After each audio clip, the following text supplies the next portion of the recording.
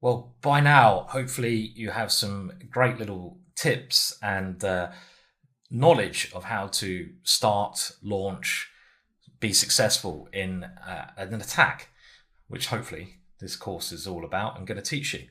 Otherwise, I'm doing my job wrong because the book is clearly a good book. If you're not learning anything, I should be sacked. So, we are now moving on to the end of the course, and what we're looking at in this particular chapter is what the author calls the phases of the attack on the castled king. Now, we've looked at different strategies of how to get through to the opponent's castled king, and the sort of build up to the crescendo, I suppose, is really what we're going to be concentrating on now. Obviously, attack does not come out of thin air. You know, you can't go abracadabra and checkmate as much as you'd like to. So it needs to be built up. And this can go about in logical sense by certain stages and conditions, which we'll move on to in practical examples soon. But as a brief introduction, the author gives sort of three things to bear in mind. Basic ideas which have been well elaborated on in earlier chapters. But the three sort of things to bear in mind here that the author mentions is that an attack on the castle king cannot be successful or successfully carried out on the basis of the attacker's wishes or brilliancy alone. So in every position, in every game, you can't just checkmate your opponent's king in the middle game. It won't happen. It has to fit into conditions that will allow it to occur. Otherwise, you'd see all the top grandmasters checkmating. You know, there'd be no draws. Every game would end up in checkmate before move 40. It just doesn't happen. But it does happen in a lot of games, and that's what we're trying to aim towards. But we can't force the issue, is the way I see this. If the position doesn't demand you to start an attack, then you shouldn't. You should play in another way, positionally, swap pieces off, ending. You can't try to force tactics out of thin air because they backfire on you. For example, if you try to do a pawn storm when you've castled kingside, a pawn avalanche in a position which just doesn't demand it, your king will be in a lot of trouble and you'll probably get checkmated. So he then goes on to the second point, that the preconditions really must be fulfilled to a greater or lesser degree, and the attacker's game must adapt itself accordingly. Again, I think a simplified way of saying what the author said there is, you know, you've basically got to have that essence of an attack, and you've got to be very adaptable. You're learning the main attacking principles in this course, but each case is going to be individual. And in his own words, what the author then goes on to say is the degree and type of these preconditions accurately determines the extent of the commitments which the attacker can undertake without harm. Thus, there is a logical and reciprocal relationship between preconditions and commitments, and by this, the actual phase which the attack has reached can be recognized.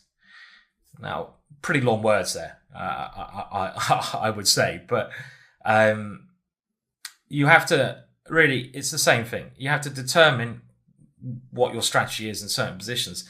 If you decide to go for the attack, then I think you've got to really weigh up that risk factor. There are risks involved with attack. If you can attack without taking too many risks, then of course you should do that. For example, building up your position in the center, but looking towards your opponent's king, you know, is a safe way of doing it when you're not committing. If you have to commit to the attack, then you've got to do it wholeheartedly. Otherwise, it's likely to go a little bit wrong. Now, then the author goes again into explaining this in various detail, and I think, you know, I could go through the text there. You can read it yourselves with the accompanying book. So I'm not gonna do any more word to word stuff. I'm just going to tell you my take on this, and then I think it's easier for me to show you in videos. The first video we're going to soon, Botvinnik versus Shekova. Well, we're going to that in the next video. But it's really, you have to sort of think about your commitment to the attack. This is something he does mention, and I'll put that into my own words. So again, we discussed this, but in some positions, you're going to be more committed than others, naturally. I mean, if your queen side is falling apart, and we're talking about king side attacks here in this chapter, if your queen side is falling apart, or you're going to be losing and ending because of positional disasters that might have occurred, then you kind of need to be all in with the attack. It doesn't matter if it fails, comes back in your face, because you're probably going to lose anyway. So if your position is quite bad, you can play more risk-free, for example. And I do this a lot. If something's gone wrong, rather than sitting there and suffer, I might go for an outlandish attack, have one last roll of the dice, try to get at least some ideas going. It doesn't always work. I mean, it might not work in 50% of the time, but it's better than sitting there and dying. And then you are kind of fully committed to the attack. But if your position is sound, which hopefully will be the case most of the time, because you don't want to get yourself in a bad situation. But if your position is sound, and if you're happy with the way things are going, and you don't need to weaken your position, then you shouldn't commit fully to an attack, unless you're sure it has a great chance of success. If it means weakening your position, you don't want to suddenly, for example, sacrifice a piece if you have a great position without knowing that it will end in checkmate. Just don't do it. Keep the simple option. So all these factors about the phases of the attack have to be discussed. Now, if we talk about timing, how do we build up an attack? And I think this, again, you could be breaking into stages. So the actual lineup to get an attack. I think one of the first things we need to do is get our pieces and pawn structure in such a position where that is a possibility. Again, we're talking about attacking the castle king. So normally you'd have to develop all your pieces, get your king somewhere safe, have good control of the center. This is be the basic. That doesn't always work. Things can change, but you have to have played a good setup at the beginning of the game. Otherwise, the attack is bound to fail. The second stage can take a wide range of courses and different preconditions depending on the situation. And this is, again, to do what I just mentioned about timing. Sometimes you might have to try a quick, crazy attack if that's the right thing to do and it has great chance of success. Other times you can just try to create a weakness in your opponent's king side and then come back 10 moves later to try attack that weakness whilst controlling other areas of the board. Again, Alekhine kind of springs to mind when this occurs. And the last stage is always the execution. So that's when you're in the trenches near your opponent's king and you're trying to just finish it off. Okay, well, let's go on to an actual example of this from a real game in the next video to demonstrate some of these things I mentioned in actual practice. I think we'll understand things better then. So Botvinnik versus Shekova, 1935. And this is a very nice example of phases and how you should approach an attack. Now, the first thing to do is really assess. The assessment of positions is so important.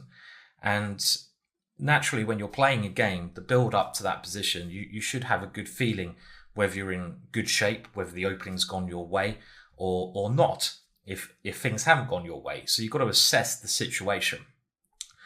And in this position, I want you to do that immediately after I explain what I want you to do. I want you to assess basically what the author calls the preconditions and commitments of the attacker's tasks in this position. So assessing, again, this is quite long words he says, but to the extent to which the preconditions for an attack are present. So is the attack there? Is it going to work? And the degree of commitment which you have to sort of go in for. And these are two quite important factors. So, is the attack going to be there? Do you have a chance to do an attack? And how much do you want to commit to that attack? Something we mentioned in the introduction. Very important. If there's not an attack against your opponent's king side, because he's well defended, your pieces aren't in the right place, the conditions are not there, he doesn't have any weak focal points, then you should look for other areas to play on. You can't force an attack. But also, how much risk are you going to take by trying to build up an attack? So let's have a look at this position, do a quick assessment, and then I'm going to give you 3 plans, and I want you to try and think which of those plans you would like to go for in this game. Now, first of all, I hope you can assess this similar to me in that I think white is doing very well at the moment. He has these 3 pawns, and they are quite good at the moment.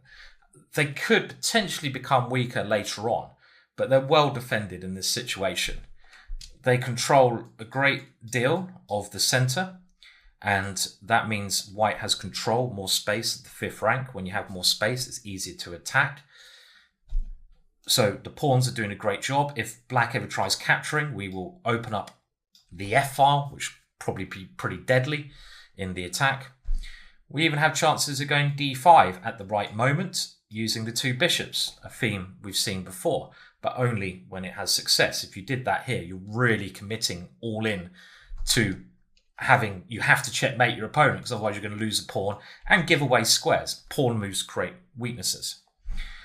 If we look at our pieces next, beautiful knight on e5, central square. As we mentioned, it can't really be taken because we'd open up our rook, and beautiful piece, nice diagonal, nice bishop there.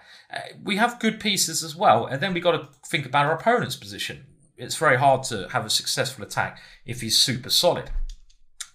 And this chapter is dealing with a kingside attack, and his kingside pawns have not moved, but that doesn't always mean they can't be broken down. We have ideas of f5 at some moment, trying to open up the rook, get rid of 1 pawn. His f7 square could be a bit of a focal point, and h7 is a little bit weak. He has some defenders, potentially a knight, bishop, and knight, so it's unlikely we're going to break through immediately now, because there's not any real focal point that's going to, we haven't got the 3rd stage of our attack, the execution, yet by any means. We need to do the 1st stage. We've done, I'd say. We've built our pieces in a good structure. But now we need to try and work out how to apply that pressure in this middle game position. So I'm going to give you 3 plans, which again, the author discusses. And I want you to decide which of those 3 plans is appropriate. And always in these situations, you've got to give a reason. Why? Why is the plan you're picking appropriate? Please explain it in plain English to yourself. If you can't, you're probably picking the wrong plan. And if you see any problems with the plans, then of course, do also say. So plan number 1 I'm going to give you is to use the G pawn, maybe with h3, king h2, g4, g5. So we do a pawn storm, this bayonet or even pawn avalanche, because we have the f pawn, trying to force that defender away and then coming in to attack on h7. That's number 1. Number 2 is the rook swinger. You should know all about these strategies already because we've discussed them. But now we've got to work out which one is appropriate. The rook swinger would be something like rook e1, rook e3, rook h3. And we know how rook on a 3rd rank can be very effective, combined with pressure against h7. And the 3rd option I'm going to give you is to play it a little bit more slowly. So to bring your queen somehow over, either via e2 or f2, and to then maybe maneuver your pieces, even your knight on c3, like the Lasker game. Can you remember the Lasker game where it went boom, boom, boom in the double bishop sacrifice, or even boom, boom, boom into this square? So the 3rd one's a more slow build up. The 1st one is going for a quickness. And I suppose the rook move is somewhere in the middle. So have a think, decide which of those you play. You don't even need to calculate these things so much. It's more instinctive. And try to think of the pros and cons. Pause if you want to have a bit more time now. Well, option number 3 is best here. The slow build up, bringing your pieces around to more strong squares. Now let's have a chat. We don't even need to play the moves about potential problems of the other ones. Well, first of all, if you go for h3 and g4, you are kind of all in then. because you've really weakened your king. And black has this gaping diagonal across it. Now, it might succeed, but you're giving black a lot of counterplay, especially with like knight e5 and queen c6, when he has ways of coming in as soon as the g-pawn goes. You're weakening your king. You're giving him counterplay without any reason. It's good to attack, but doing it in a refrained way, if you can, is the best way. And here, why do you want to give your opponent counterplay? He doesn't really have any counterplay here. His pieces aren't doing much. He doesn't have any threats. So again, to assess which plan you're trying to play, it is often about timing. And it's often about understanding your opponent's ideas. If he doesn't really have anything too scary, you might as well go for the longer plan, which is not weakening your position. Now, plan number 2 is very tempting, and I have to say, would have been tempted to do this, but this is what I'm learning from this game. Rook coming around this way. Now, that is less risky because you're not opening your king, but we've also seen that bringing the rook over to the side of the board it doesn't come without its own risks. If your attack doesn't work, that rook is out of the game if the position opens up. And I think against that plan, black can try and arrange some pawn sacrifice with b5, maybe rook c8. So we can picture this, rook e1, rook c8, rook e3, and even b5 there at the right moment. If your rook gets to h3, he can still defend with means of h6. You haven't won the game by any ways, or g6 even. And your rook could be offside there. So even though that plan I think is much better than the other one, and I'm tempted to do it, so well done if you found that, I don't think it's right. The third plan seems to be much more sensible, because by moving your queen, you're not committing. You're getting your queen even off this potential file. And I hope you saw that the one pawn break to watch out for is b5. I hope you saw that, because when you're doing these plans, you've got to look for your opponent's counterplay, and you've got to work out where it's going to come from. Because if you can stop it, you're going to win. Chess is about pushing and restraining. So the idea of moving the queen and then moving this knight around somewhere, to me, is a great plan. Because also, if we think about the knight on c3, it's the only piece which is not really doing much. It doesn't partake in the attack. It gets in the way of our bishop. So it's not a very relevant piece. If we can get it over to the king side, g5 or h5, swapping off this knight, we are really increasing, bringing another attacker in. Do we have time to do that? Well, as long as we can control or try to control our opponent's breaks, then the answer is yes. Now, another thing I would like to add here, which I think is quite interesting, is another option which the author doesn't look at, but an option I would like to say. And I would be very tempted in this position, not to play that, but to play a4. And this is just a move that's not been mentioned anywhere. And the idea is to once and for all try to stop b5. I give away the b4 square, and maybe black can try to come around, but I think this is a nice stop the counterplay first and then attack strategy. Okay, so queen e2. Now we're going to see this plan in action. And here, black played knight to f8. Now, in actual fact, there was... I think this is correct, because now b5 is not working. Vladimir suggests that this might be an option to sacrifice a pawn in some situations. But here, we can take the knight, and we haven't weakened our position. So we're really just going to win a pawn here. So something like knight to f8 looks more natural. Black needs to do some direct defense. Remember the things we talked about already, and try to relate them into this game and open up some files. And now the knight comes. This knight comes round, and at the same time, you can see how white is defending his position. So he's thinking about his opponent's defensive moves. He's defending. And now rook a7. Don't understand that move. Knight to f2. Here it comes. And white Botvinnik is thinking about either eliminating a defender or coming into g5. And you can see this is a very slow build-up. In order, attacking play is not always about the crash bang wallops. It can be the very refrained build-up. And now black made a mistake. Black goes queen b8 with the idea of going queen a8. Now, this plan to me looks frankly ridiculous. I mean, it's a good plan in some positions when there's time to do it, but does Black have time to do this plan? Remember, timing's important. Well, with all of White's pieces heading towards the Black king, I don't think so. G2 is also well defended. So this plan of going to A8 doesn't make sense. Maybe he's trying to therefore go for B5. Well, okay, but that's an easy plan to stop. Now, new analysis again by the chessball team in 2020 can determine that here it is time for Black to do something. Black, imagine you're in this position. You can't just wait. You can see that White's building. And at the moment, Black's just doing passive moves. He's literally waiting for his own death. If you're ever in a situation like this, you need to do this indirect. You need to do this indirect action, indirect defense, counterplay is what I call it. And here, the chessball team have suggested that b5 is right, and I totally agree with them. Even though it's a temporary sacrifice, this does a couple of things chess-wise, and also psychologically, White's hoping to get a nice, easy attack. He now has to weaken some of his squares. I mean, what does this sacrifice do? Let's say we take it. Well, it opens up the A file, and most importantly, Black has a lovely central square on D5. And this gives Black some immediate counterplay with knight to D5.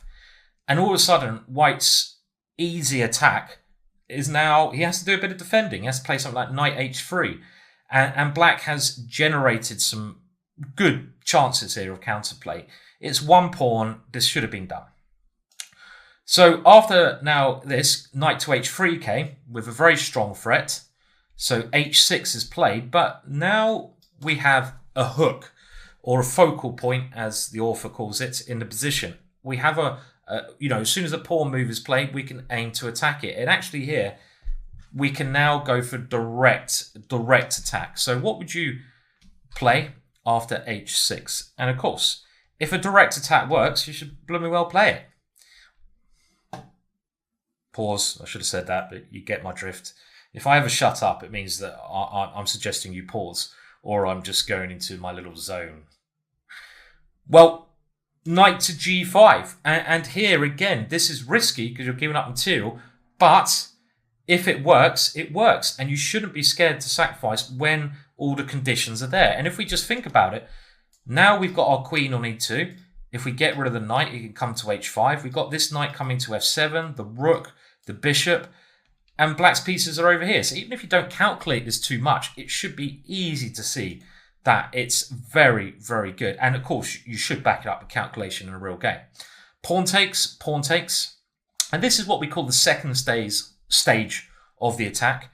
White is now materially committed. So we did say he didn't want to take any risk, but in order to win a game, you have to at some point take some risk. But this is extremely well-founded risk. The piece is not that relevant. And now Black plays knight on 8 to D7. And this offers the piece back with the hope of defending. Now, if he tries to hold on to the piece, so we're not even risking that much because we know we can win this piece back. If he tries to hold on to it with this move, then there's two ways we can capture on F7, and both of them are probably doing the job. But I like the idea in this position of bringing the rook in. This seems more natural to me. Let's bring another piece into the attack and keep our knight here. Let's say now bishop takes G5. The last piece comes in. And now queen H5 is coming. So knight F6 is the only way to stop this.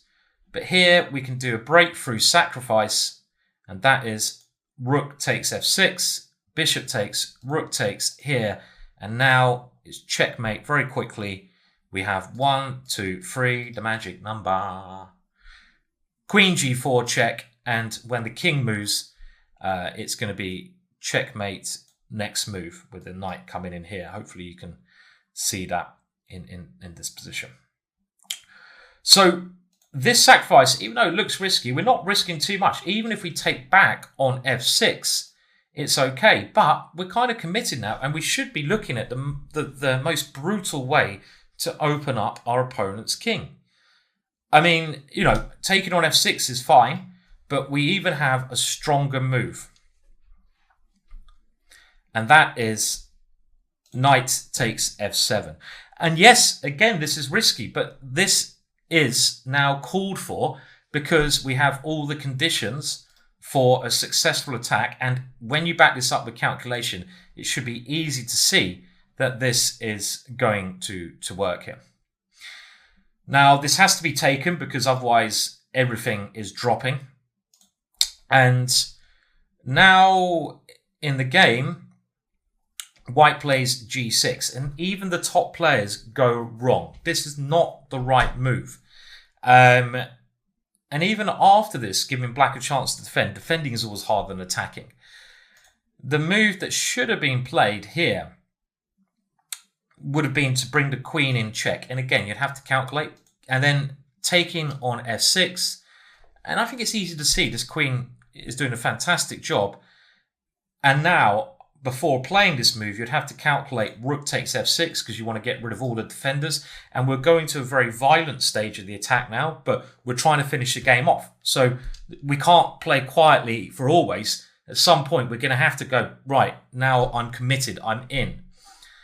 And now, after this one, there's a very nice move here, which I think Botvinnik must have missed. And it's not coming in with the check when the black king might run, but it's actually this bishop g6 move. And funnily enough, bishop a3, cutting that king off, and queen h7 cannot be adequately stopped. For example, queen d6, trying to cover that one, our last piece comes in, and now checks and rook takes f6, again, cannot be adequately stopped here.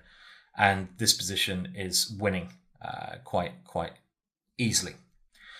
Okay, but g6 was played. And now black plays a mistake. He goes king g8, trying to keep his king in the corner. In actual fact, king to f8 gives black some chances of defense. And in this position, if we take on this square, queen takes e6, threatening the mate here. Right, so this does look actually quite scary, doesn't it? So how does black defend? The author stops his analysis here, leaving it to me, and I should have probably covered this one. But what is the defense here? Because the author and John Nunn both say that black has good defensive chances here. Now, is it possibly with this one? Maybe this is the move. It still looks... Oh, I see. So if here you go check, and now your rook has some chances to defend along this way. This is getting very complicated. Well, it's very messy. I mean, another thing that the author does mention is that in the position here, when knight to f7 was played, this is an interesting possibility because should you play this second sacrifice if you're not 100% sure? Well, I think you've got to go with your instinct, but the safer options like taking on f6 or even knight takes d7, because this actually forces, again, our winner the piece back, because if knight takes here, we're winning immediately with queen to h5. And after rook takes, pawn takes f6, we keep the attack going with no risk at all. So in actual fact, this second stage, knight takes f7, it does get a little bit unclear. I mean, I would be so tempted to play this, but actually, really, should we be doing this? This is very high risk. We could lose this game if our attack backfires. In a practical sense of the word, it was actually more sensible to take the knight on f6, I think. And this is that risk factor you've got to weigh up. If you don't need to risk, then don't risk. Because I think some of these following lines are very hard to see. Even saying that, it's a personal choice, and I'm saying from a pure chess sense, to improve your game, take the risk-free option, but I would be still very tempted to go for this chaotic move. Let's have a look at the way the game went anyway. So queen h5 would have, again, vindicated this move. And if you saw queen h5, then of course you take on f7, because we saw that leads to a win. But g6, king, and now king f8 was not so clear. So king to g8 was a much clearer, because after queen e6 check, here white's attack is clearly very strong. Now, what do we do here? We need to bring another piece into the attack. There's nothing immediate we can do with our queen, rook, or pawn. So how do we do that? Bishop f5, and another piece comes in. And even though we're 2 pieces down, we have a fantastic attacking position. The knight tries to defend, but now we come in with the check, and the point of this move is that we've got rid of the knight on d7, which was supporting the knight there, and we can take advantage of that by now playing rook takes f6, because black cannot cover the h7 square anymore because that defending knight's gone. We're getting rid of a defender, and after queen h7, rook f8, king f8, what is the right way to play here? And remember, if the checks or captures, the most forcing moves, are not helping your attack, if they're helping your opponent defend, run away, then you should look at creating threats. Checks here are not really helping because the black king is running. We should just stop that route, rook e1. Bishop e5, only way to avoid checkmate. But now we can check, because a series of checks is going to give us clearly a strong attack because of black's strange pieces, a winning attack, should I say. And we can do it again through all checks. And this should be pretty easy to calculate in a game situation. And here, well, this is a nice end to the game. So, some stages of the attack. The first stage was very refined from Botvinnik. He builds up and he brings his pieces over. He doesn't take any risks. But then he took this added risk a little bit later on. And, it's very hard to assess if this was the right choice or not. So the next risk in the position, first sacrifice, entirely sound. But after this one, maybe he should have gone safer. He should probably have only sacrificed on f7 had he seen the winning continuation, queen h5. So you've got to really balance it between aggression and also the risk factor. We don't always get it right, but you don't need to go over the top, which I do often. Your results would be a lot worse for doing that. Make sure the conditions for the attack are there first. So in this next game, Alekhine versus Glik, 1926, it's basically a word of warning, this game, a word of caution. This position seemed to arise from a line of the Budapest. I can sort of tell that, I think, from the shape of the position. And it's white's move. What should white do here? Now, Alekhine decided to go in with the attack by playing the move g4. Now, before we go for the attack, this whole chapter is about, are the conditions for the attack met? What are the chances of success? When should you attack? When you shouldn't attack? And in this particular position, g4 is very risky. Why? Well, we have some conditions for the attack. For example, black's weakened his king with h6. We have a queen over there. Our knights maybe can play, and the bishop can potentially come in. But there are also some problems with our position. Mainly, our king is in the middle. Our rooks have no coordination. We haven't finished our development. Our bishop is okay, but it's getting in the way. So we're kind of behind in the middle. And black has very good control of some central squares. Remember, an attack on one opponent's king side, on the opponent's king side, has much more chance of attack, of success, the attack being successful, getting there in the end, if you have control of the center of all the squares. And here, black has very good control of d4. He can use that square. He can liquidate with knight f6. And his king is reasonably safe. There's no immediate way through. So actually here, g4 is a premature attack. The preconditions for the attack are not really met. White doesn't have that good enough development.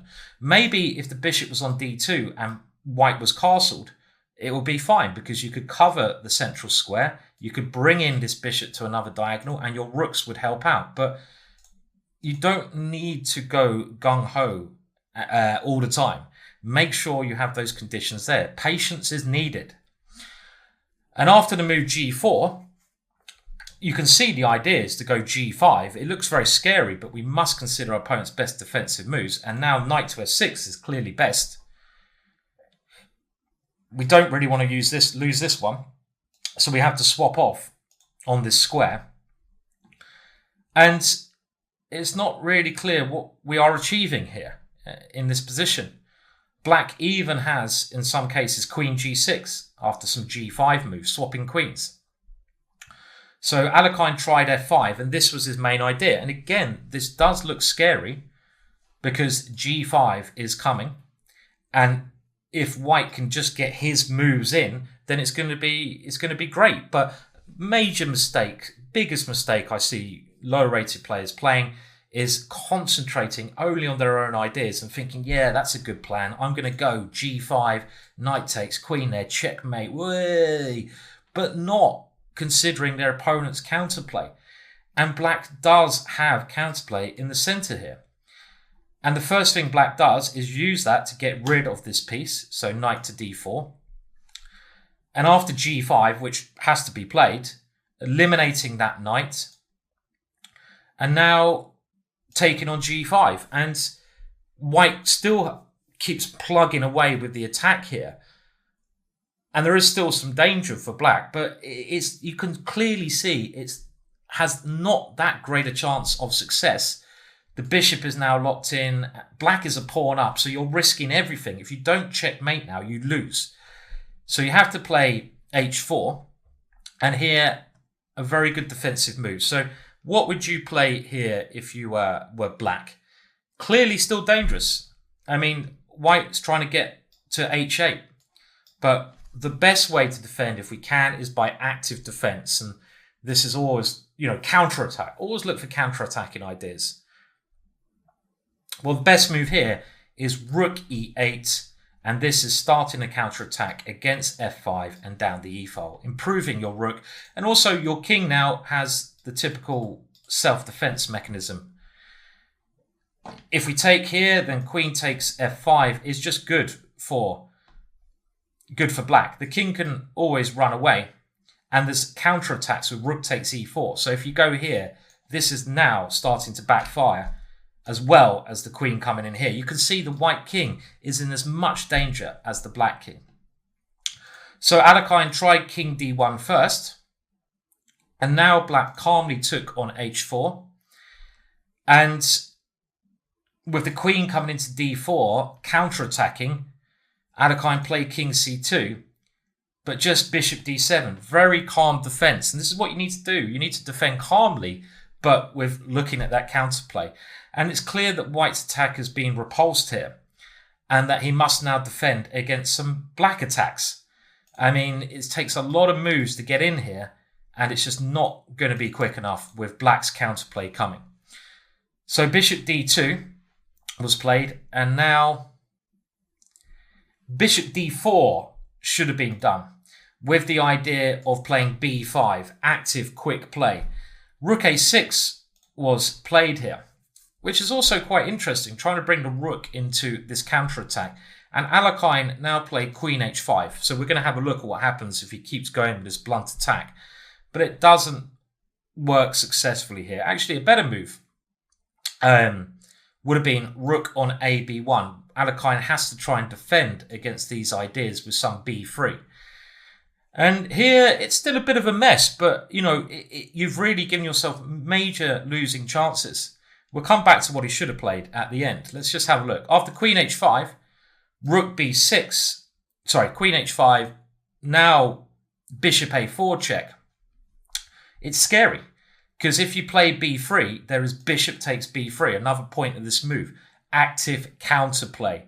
And with the queen coming into b2, it's clear that white's position is helpless. He doesn't even have any threats here. So king c1 played, and now rook b6 anyway, threatening this horrible move. Rook a2 trying to defend.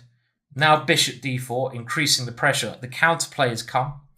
b4, desperation. Bishop e3, very good play from black. Black is finding a way in with forcing tactical aggressive moves. Bishop takes e3. And now after king b1, black eliminates the defenders around the king. Rook takes e4 is even stronger, but this is also clearly dangerous. Queen takes h4, check, king a2, and only now has white actually got a threat. It's taken him all this time to build a threat, and black sensibly decides that, okay, none of these ideas aren't working. I'm not doing any checkmate ideas. I can try running, but I've got so many pawns here. I'm going to swap the queens off. And queen h6 is a lovely direct defensive move.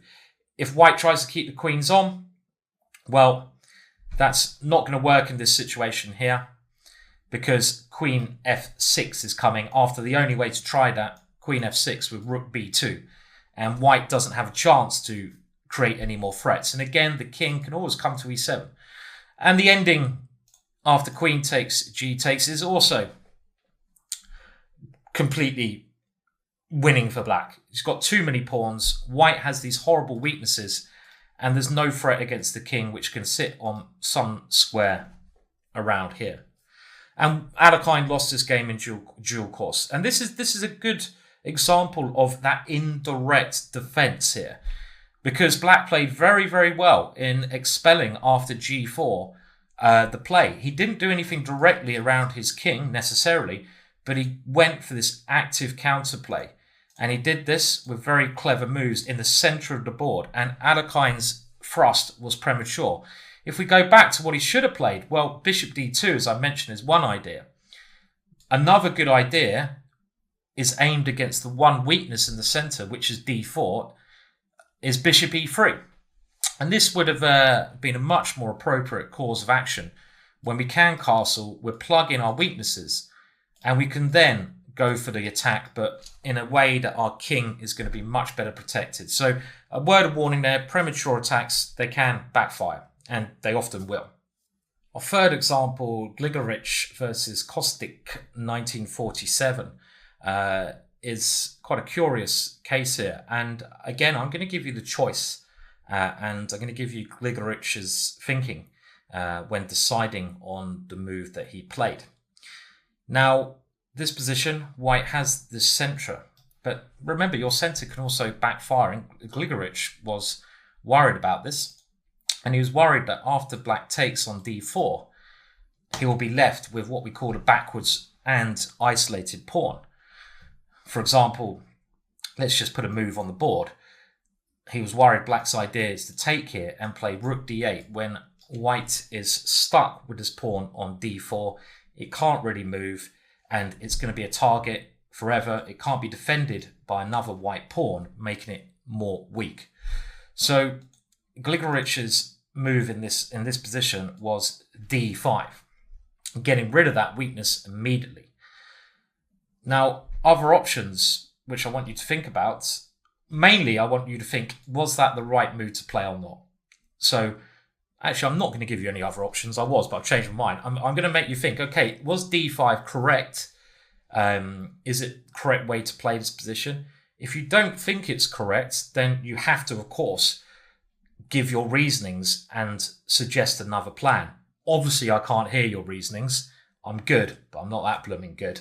So you're going to have to compare your reasoning and your plan. It's all about plans and why if you do not play d5, why are you playing your plan, and is your pawn going to be weak, or can you compensate in some way? Please then compare your thought process to the explanations that I'm going to give after I just give you a little bit of time to pause here and think about what you want to do. So do that now. Well, d5 is certainly a mistake in this position. The move that Gligorich plays. So let's just have a look at this first. After pawn takes d5, pretty forced, bishop takes d5. Gligorich's idea is to support the bishop with c4. However, it's just not a good plan since it leaves white with a very inflexible position. He doesn't really have many options to attack, to improve now. He has to really sit here, and he's got many pawn weaknesses. We've got to think positionally as well when evaluating and deciding on a plan. The e5 pawn, often a strength when you're attacking, but in this case, it looks like a weakness now on this file. The black bishop is also free to come into the game via these squares, which it wasn't before. So this is totally the wrong plan. The right plan, and I think this shows a bit of lack of, daring on Gligorich's style. Brilliant player. In fact, brilliant positional player. But here, he should have played Queen E2. Another very interesting plan, if you found it, was Knight D2, trying to bring the knight into a weakened square. That's also, a very good plan, which would compensate against the rook. But I prefer Queen E2. It's quite blunt. I mean, why swap off this pawn structure? Yes, your pawn on D4 may be weak, but also your pawn structure is very strong. We've discussed the strengths of the E5 pawn. If you can keep your pawn on E5 against the castle kingside position, you can often arrange attack behind that pawn. In this case, on this diagonal.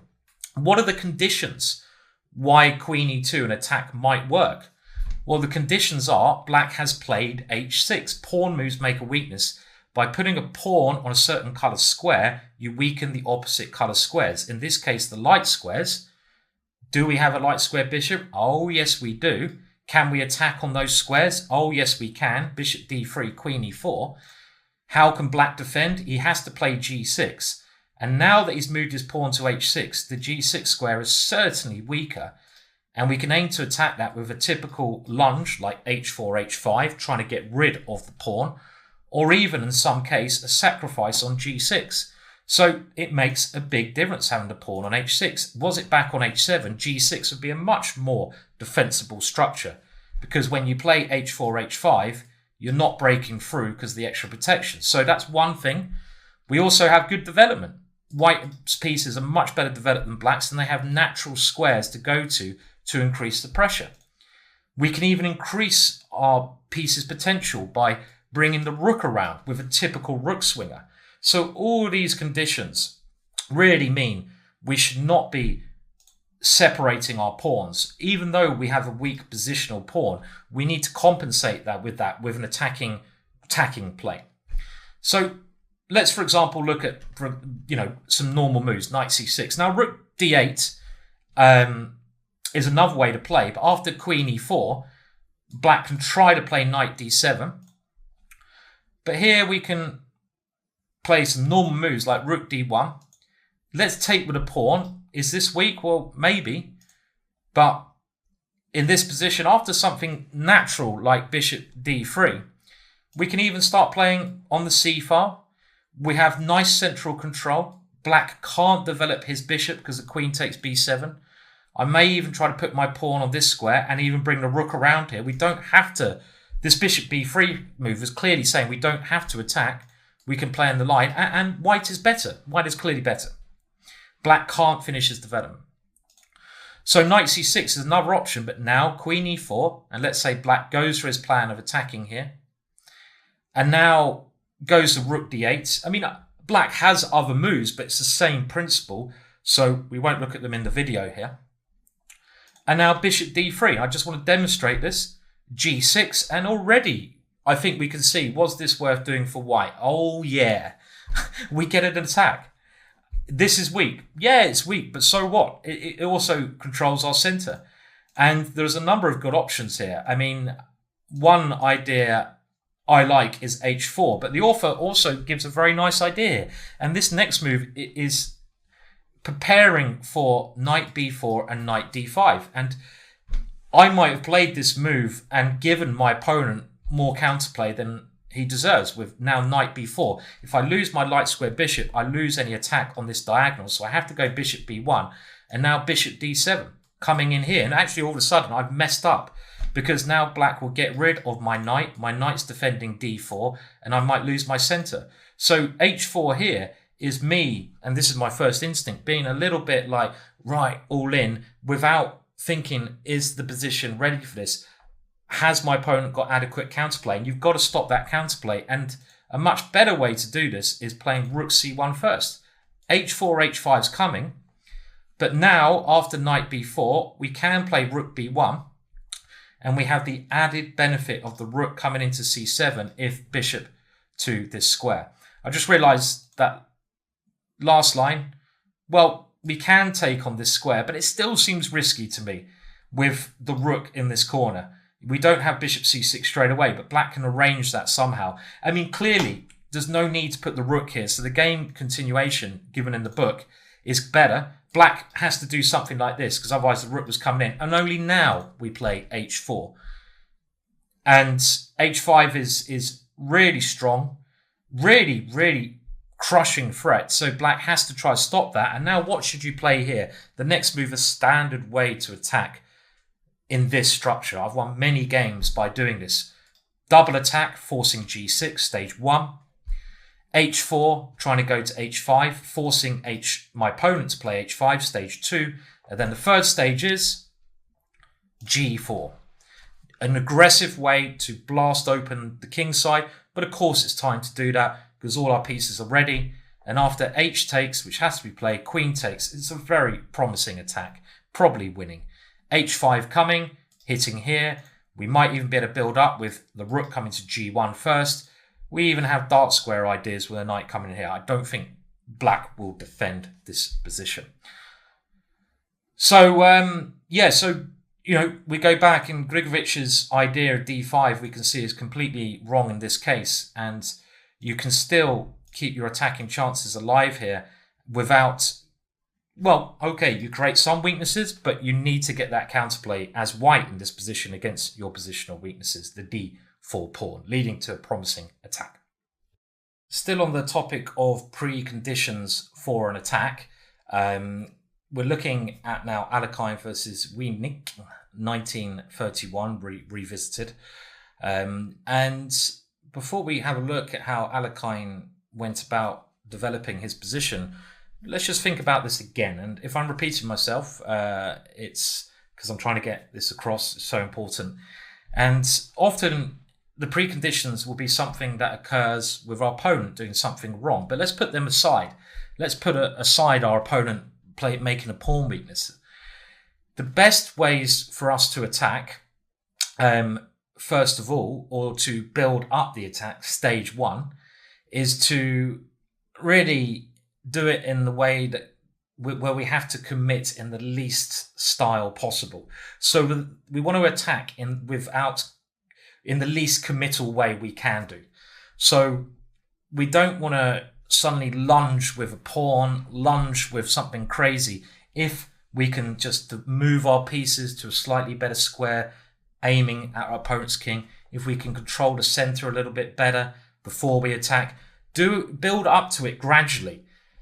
Don't dive in with a crazy move because it can really detrimental damage to your position. I mean, the most committal moves you can play in attack are generally pawn lunges.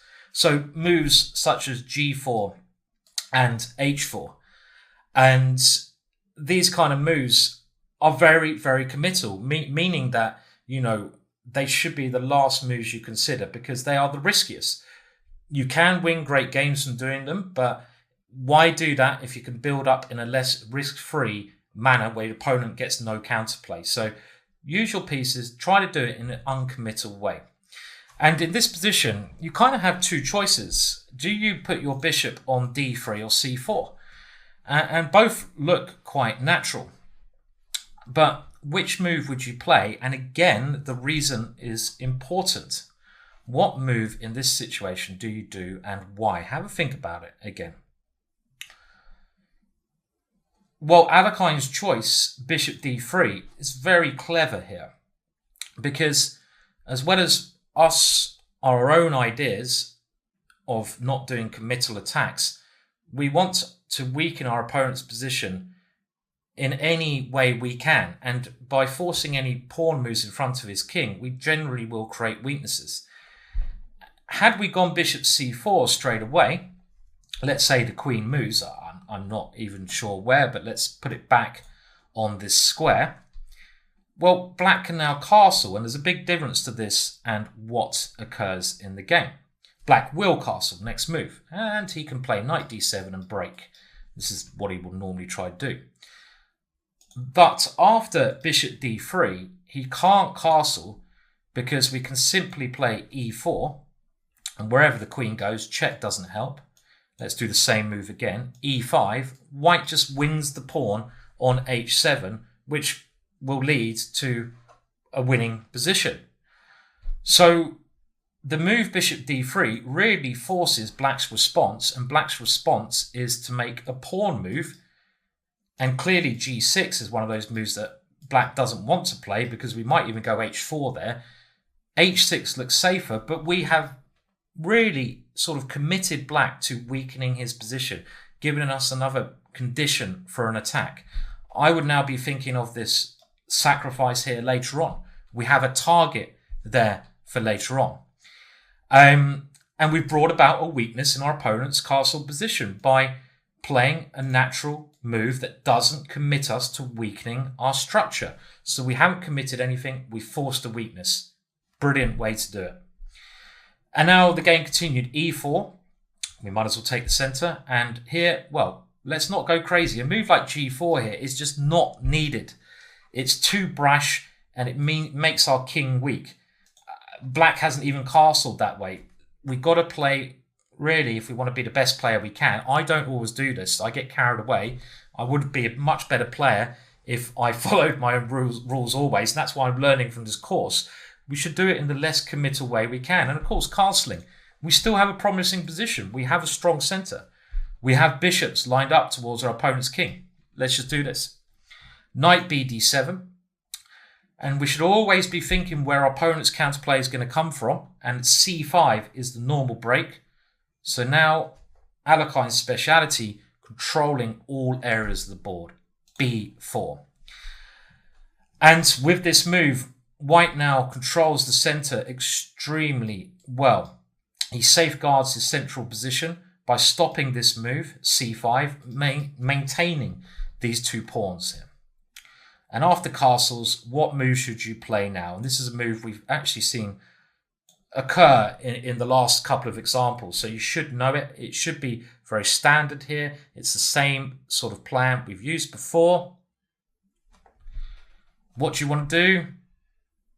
Because of this weakness, you want to play queen e2. Yes. Why do you want to do this? Because at the right moment, and it is the right moment, we want to play e5 and queen e4, queen h7, checkmate, ideally. And if black plays the normal blockading move g6, it's much worse now that he's played h6 for the same reasons we talked about in the last game. We can hit it in a number of ways. So queen e2, this diagonal is a key attacking diagonal. Often, especially in d4 openings, I actually find. And e4 quite often, actually. But we don't need to rush this. It is actually threatening this in this position. How, if black plays a5, this is really strong. Already black is going to lose a pawn because we have a dark square bishop. g6 is actually just going to lose that pawn. And if f5 here, well, e6 will drop after en passant.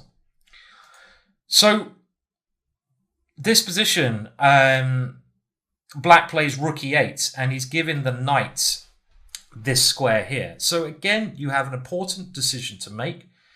What should you play here? And the next move is really clever, I think. Or is it e5? Decide yourselves. Maybe I'm tricking you. Pause now. Well, e5 is possible, but again, you're committing. Remember that thing about pawn moves, commit your position. The threat is stronger than the execution. And by playing this move, it's not clear after this and knight f8, clearly black's idea, what your next step is. You're also threatened with knight c3, which is a little bit horrible. And why play that move now if you've got a better move? And Alekhine's move, I don't know if I'd have found this, rook b3, so if you found this, you're doing fantastic, is such a clever move. It's not committing these pawns. Yes, we probably will play e5, but why play it yet? Because black cannot stop it. The primary idea, though, is to give the b1 square for the bishop. So in a lot of cases, it very happily pops back here. We've seen that occur in different versions of this position.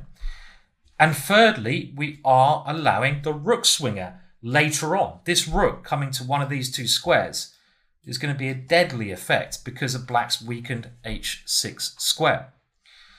And it doesn't commit the other benefit, it doesn't commit white to the attack. You're kind of committed when you play e5 because positionally, look, you've given black this great square in the center, and you can't now really play for d5 or any other moves. You're committed, checkmate or not.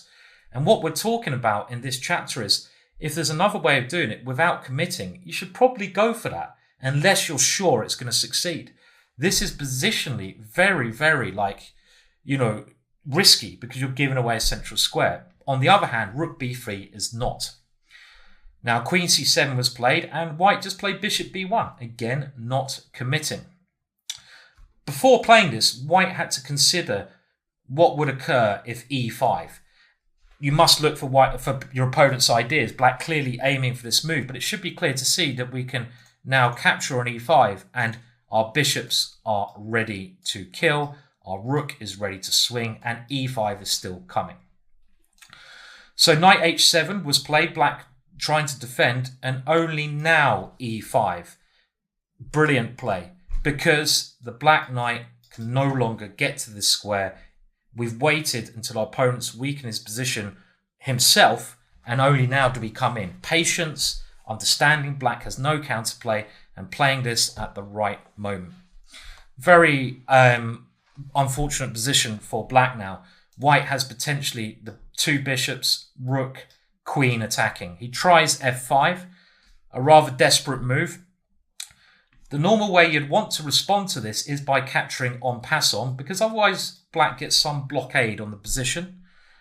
And by capturing en passant, you open up files towards e6 and you keep your lovely long diagonal opening. And after bishop f6, queen e4, knight to f8 to defend, queen g4 with a threat, king h8, queen h5 with an idea, knight h7, rook e1, improving that piece, rook d8. Can you remember the move that white played here? We only looked at this a couple of chapters ago. If you can't remember this, go back to the video. It's a lot of videos to digest, so I'm not being too critical. But what move do we now look at? I'll give you a clue. It is that's my bayonet attack sort of thrust. Now g4. Only now the committal move. Only now do we play this pawn move, because we've done all the less committal moves first. We've got our pieces to fantastic squares, and this very risky move in a general sense is much less risky now, because we have built up to the maximum and we've created lots of problems in black's position, light squares. So g4 with the idea of g5 works perfectly. We've got the most, so it's time to lunge. Build, build, build, only when you can lunge. Very nice game from Alekhine there. We saw Alekhine in the last game beautifully induce a weakness in his opponent's position, and this is something which is really worth considering. And if you can do this without any risk to your own position, and you're sure that it is a weakness you're creating and a target, should we say a hook in modern terminology, then you should go for it. But if it takes you a number of moves, 5, 6 moves to make your opponent play h6, it really has to be worth it, and you have to make sure, again, you have time for such an operation. But let's now look at another example of white inducing a weakness in his opponent's position. A little weakness which might not seem serious, but that gives white a great more deal of attacking chances. So inducing these weaknesses in your opponent's position, very useful skill. We're looking at the game Litvinov versus Bodarsky, and in this martial position, it is white to play, and white now plays very logically, very good move. This is a basic example of it. Bishop g5. I mean, this is obviously worth considering, obviously worth playing, because you're not wasting time. You're developing your piece and you're inducing a weakness. So it doesn't take a lot of time to do this. Here, if black moves the rook, he's losing a great deal of time. And as black has sacrificed a pawn, f6 makes more sense. But by provoking this move, we have softened up the long diagonal and potentially later on given ourselves a target to attack. So now the bishop comes back to d2. So you could say white has used the tempo to induce f6. So you have to think, is it worth inducing these pawn weaknesses? And this tactic of moving the bishop to g5 is one way, the most common way of trying to provoke your opponent into either playing f6 as in this position, or in some cases h6, and then the bishop comes back and you try to prove h6 as a weakness. So worth remembering. And as we're going to see, it was certainly worth inducing this weakness in this case. King h8, black loses the tempo already because he gets out of that way. The rook comes in, queen f8, and now d4. Pushing that one back, bishop d6. White now grabs the advantage of the two bishops, and here he induces another weakness in the position, and he gets his queen off this annoying diagonal, queen h5. The threat is rook to e8, so black has to really play g6, and you can see that both of these moves in this situation, well, we're going to see are a little bit weak for black. Sometimes a pawn move in front of your king, giving your king an escape square, is the right thing to do, but not when it opens up attacking possibilities to your opponent.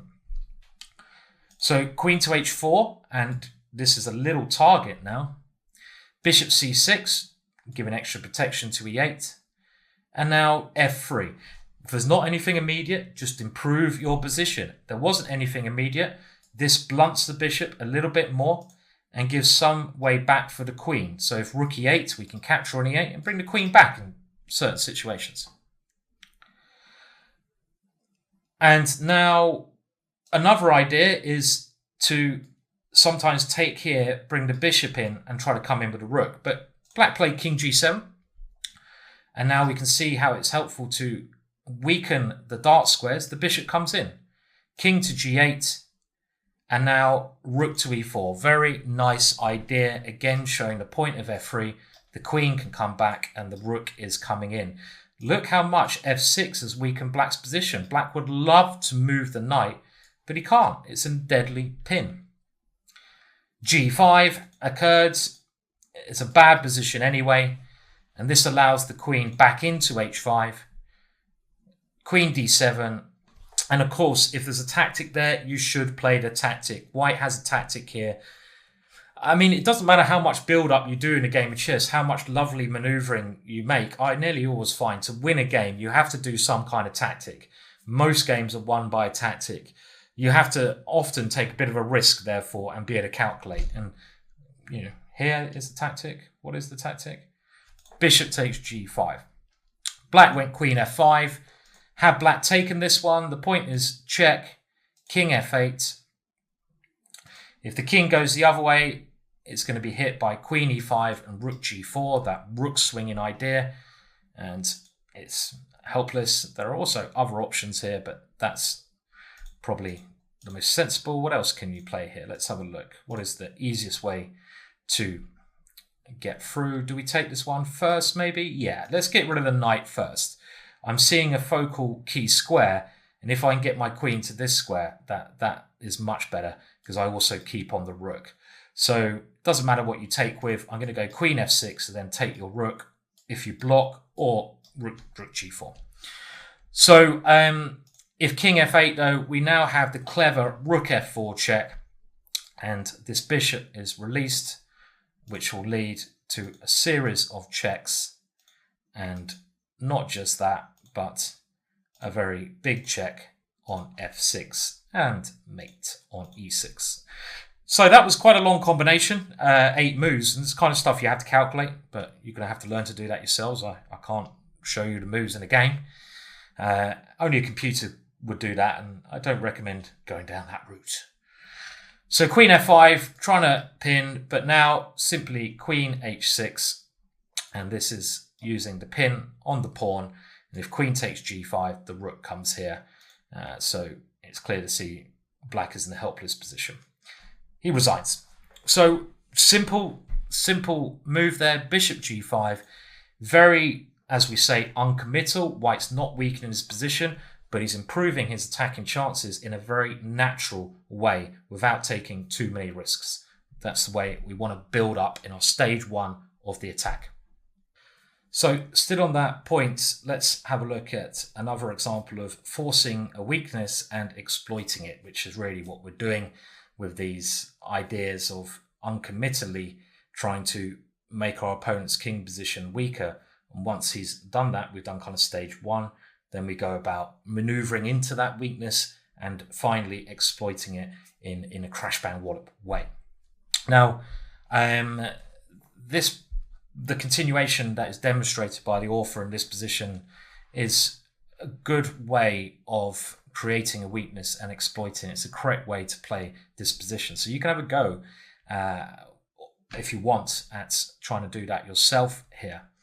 And we really, the point is, when you create a weakness, you create a focal point, because when your opponent makes a pawn move, as probably the case here, around their king, remember, they're going to create weaknesses. So you've then got a point which you can really put all your effort, that focal point, into attacking.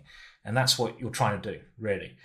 Weakness, focal point, get in on the focal point. And you should be able to see how your pieces and pawns relate to that sequence. So what would you play here? Well, again, it's the same strategy as we've used before. When we have this lovely diagonal against our opponent's castle king, and it's stronger here because of solid formation in the center, especially this pawn on e5. The perfect combination is the queen in front of the bishop. Queen b1 is not the right way to play. The queen is much more powerful in front of the bishop because when it comes into the position, it will be checkmate. And in this case, the queen can also come sideways. Here, you induce a move, but black doesn't even have to play g6. He might be able to play h6, for example. He wouldn't be able to play this if the queen was in front of the bishop. So queen d1 is, without a shadow of doubt, the best way to play. And this gains a useful tempo by attacking the knight. Now, b5 is the main move given. Queen a6 is another option, trying to defend the knight and defend against this. Of course, when we're attacking, we don't want to exchange queens.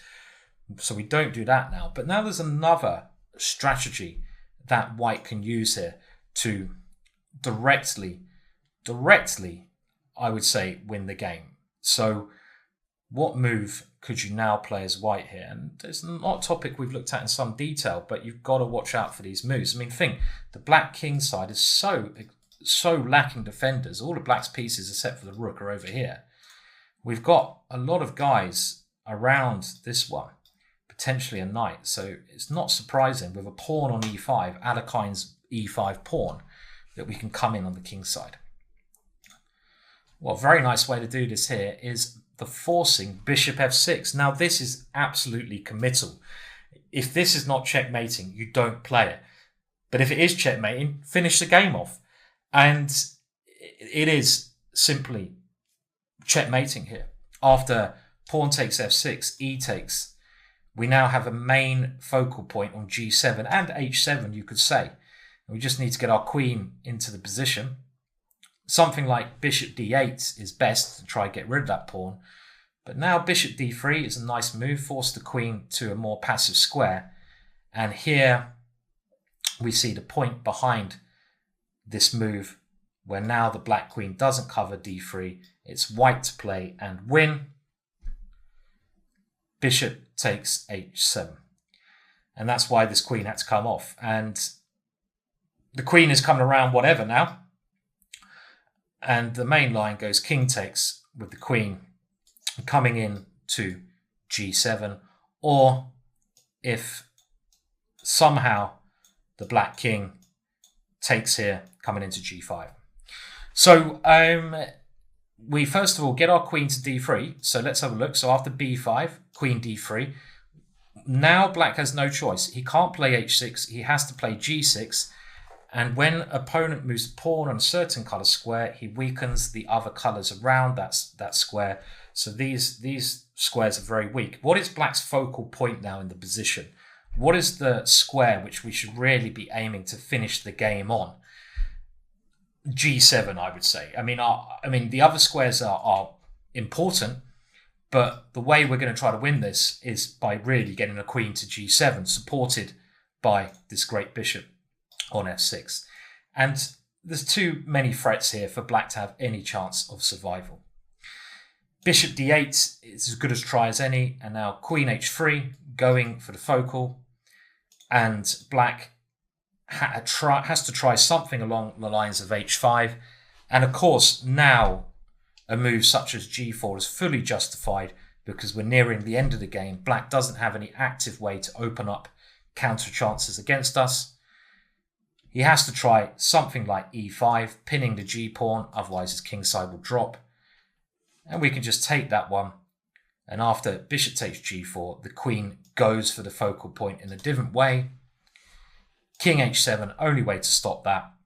And now let's kick that last piece away. And there's no way that black will be able to stop the queen coming to G5 and into H6 or H5. The bishop on C2, yet again, a hero there, making all these possibilities winning for white. So simple way there to force a weakness and exploit it. Worth watching out for. The next three examples we're going to look at are to do with, again, these preconditions for the attack on the opponent's king. And more precisely, the removal of one of the opponent's key defensive pieces, or displacing it in some way. You can either exchange it off, capture it, or distract it to another area of the board. And this is a standard technique, locating that defender your opponent has and aiming to exchange it. We've even discussed this before when he's castled kingside. Let's have a look at O'Kelly versus Castaldi, 1947. And black's king position has already been weakened here by G6, which means some of the dark squares are pretty weak. You can see this is one possible way in. There is no danger of counterplay from black in the center of the board. We have to always think about the counterplay our opponent can achieve and try to extinguish it. But there's no obvious way to do the job here. And white now played a clever idea. I mean, Queen H6 doesn't get us anywhere because black is able to go Queen G7, and we kind of need the queens if we're going to attack successfully. We should be attacking successfully here because we've also got this very strong rook hitting F7, stopping E8, and a very lovely bishop. They're all pointing towards black's slightly weakened king, but queen in straight away does not help.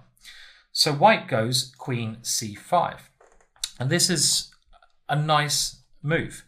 And this doesn't look, maybe in with the course, as in it's not immediately attacking anything. But we're actually just threatening to win a pawn, and that will win us the game if we're careful. So we don't always need to go for a direct attack. And now black played Queen D6, understandably trying to exchange off. In actual fact, found recently by, again, the chessable researchers, Knight D5, sacrificing the A pawn is the best way. Still pretty grim because we're going to win a pawn as white here, but at least black can repel what happens in the game and potentially go for some counterplay with this knight coming towards the king. A good practical chance. Queen D6, Queen A5 now displaces that queen all the way over to B8. So at the cost of saving a pawn, black's queen has gone from a good defender, defending those dark squares, to a passive defender of the queen side. And this is, again, this good distraction technique. White has taken no risks whatsoever to create this position. White hasn't need to commit to a pawn lunge, to a sacrifice. White has just maneuvered and forced some weaknesses in the least committal way possible. And only now does the queen come over to G5. And there's no way that black can cover with queen g7 anymore. It's not in time. So white's brutal idea is queen h6, and here the focal point probably h7, knight g5, and queen h7 mate. And this little maneuver achieved a great deal.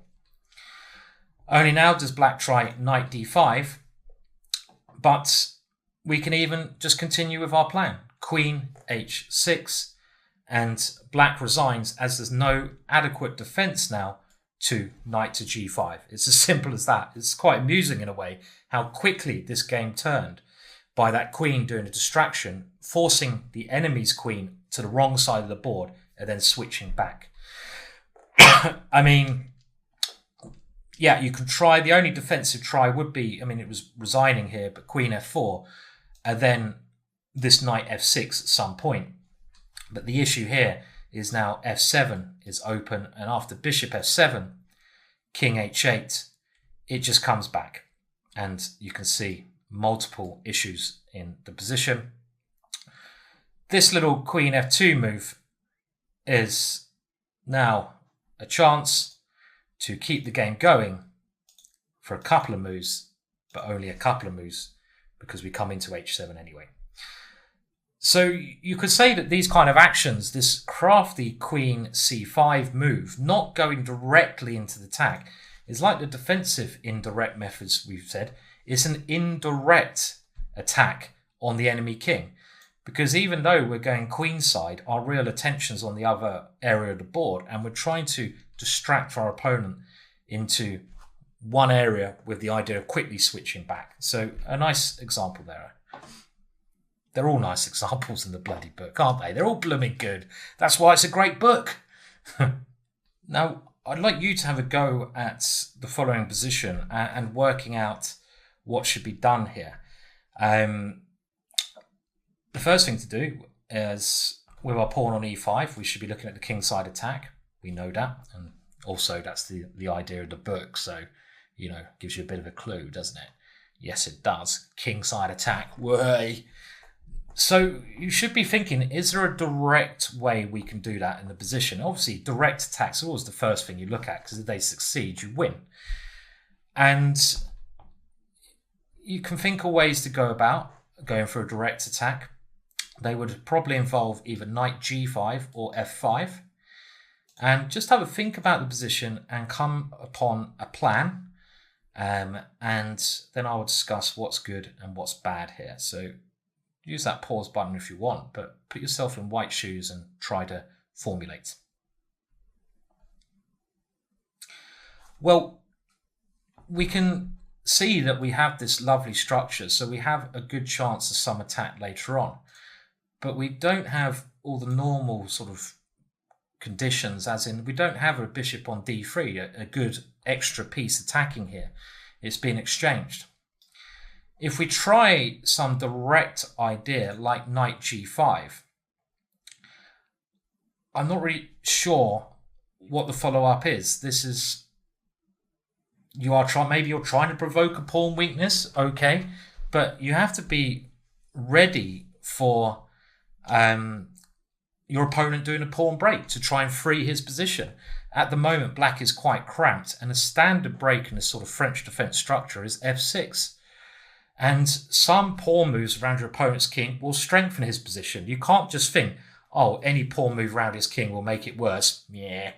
You've got to think, does it help him? And clearly this move helps him for a couple of reasons. You probably have to move the knight back, and now he can either block things more or do a standard French defense maneuver and try to get his bishop out. And I don't see how you've helped your structure. He might even be able to take here. Yes, you get a square, but he's going to quickly swap that knight off anyway. Your attack hasn't worked. So knight g5 is a dubious way to try.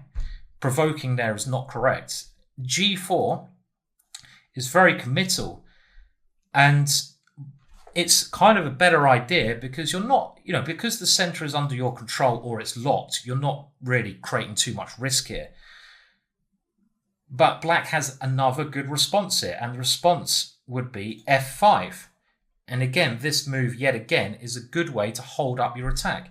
If you can't move your f-pawn, your bishop can't come in, your rook can't come in. And here, I'm not sure what you play.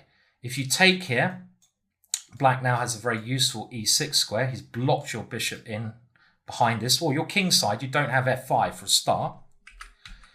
If you take on f6 in this structure, then queen takes f6, and I think black has very good chances of counterplay. The knight now has ways into e4.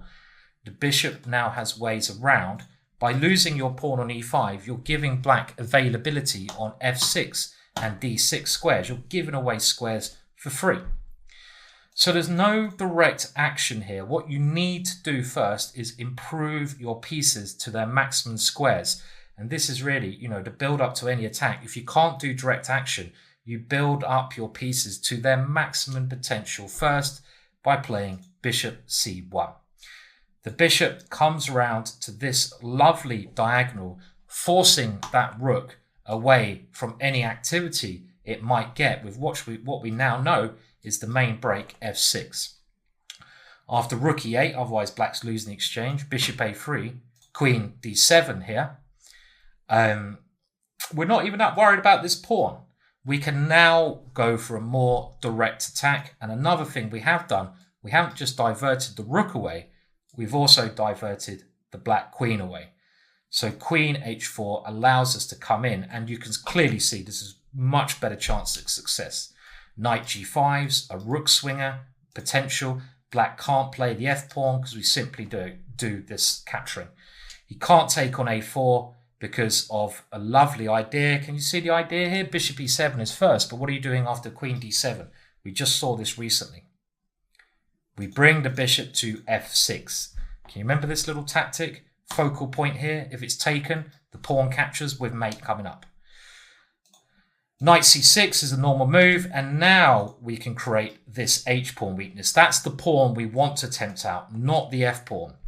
And after h6, the knight can come back to h3. We don't need to sacrifice the knight.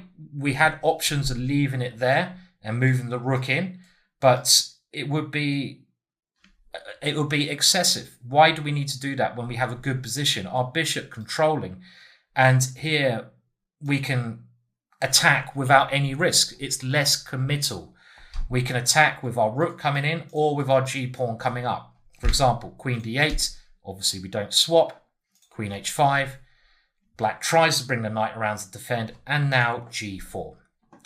This is totally okay because the centre's closed and black doesn't have any break.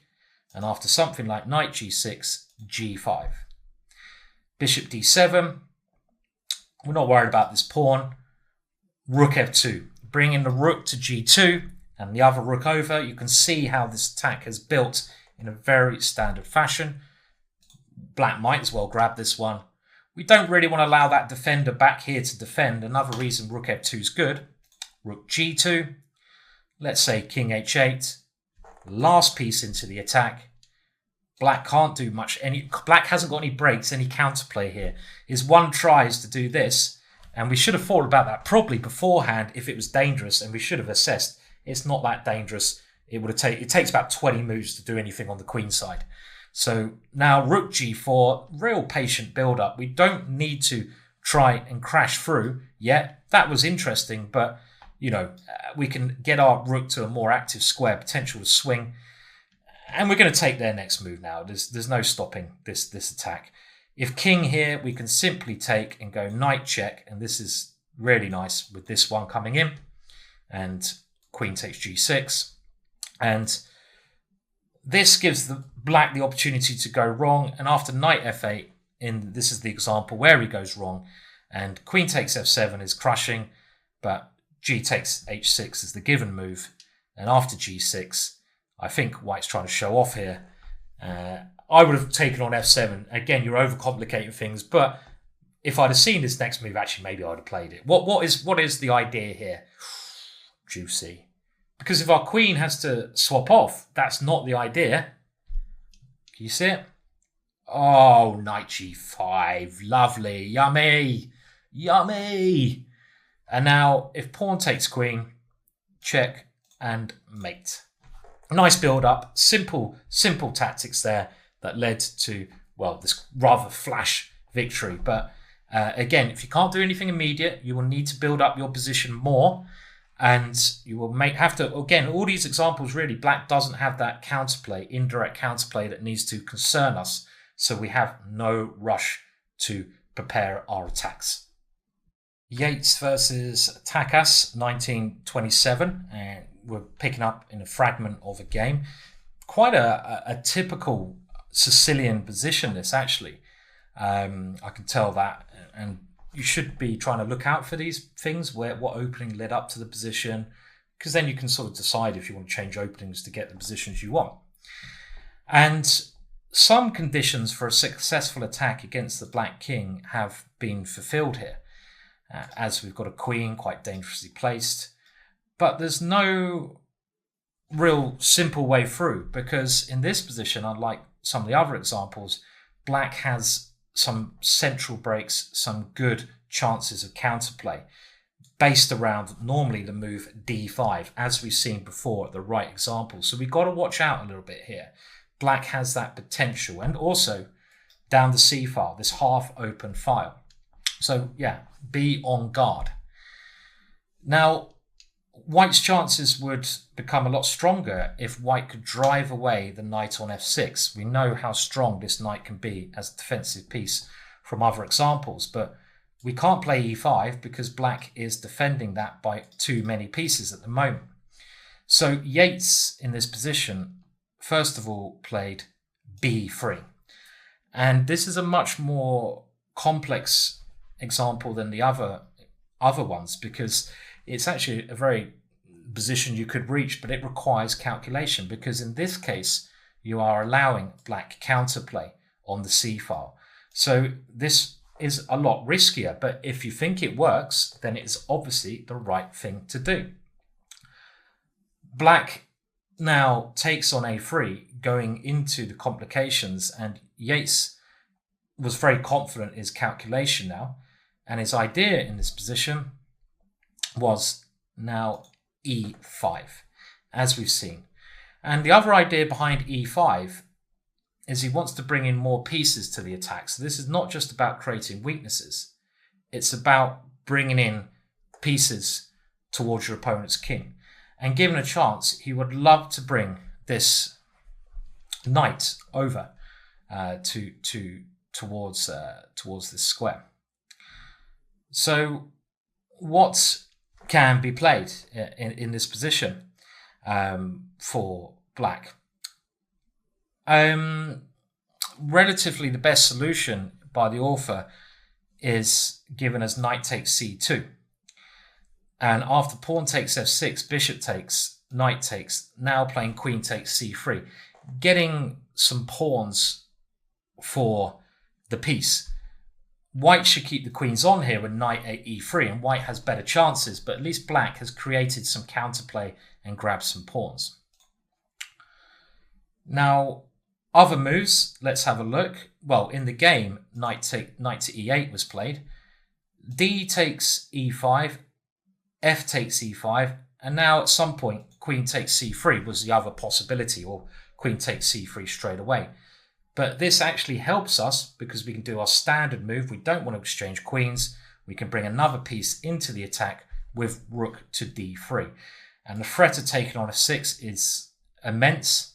So knight e4 looks forced. And now we can just play queen f4 with two dual threats, which are going to prove to be breaking down the structure of the position. Also just taking the knight, if taken on f7 is not working. So for example, queen b4, not so strong now because the bishop on e7 is defended. So let's just take this knight and we're ready to swing.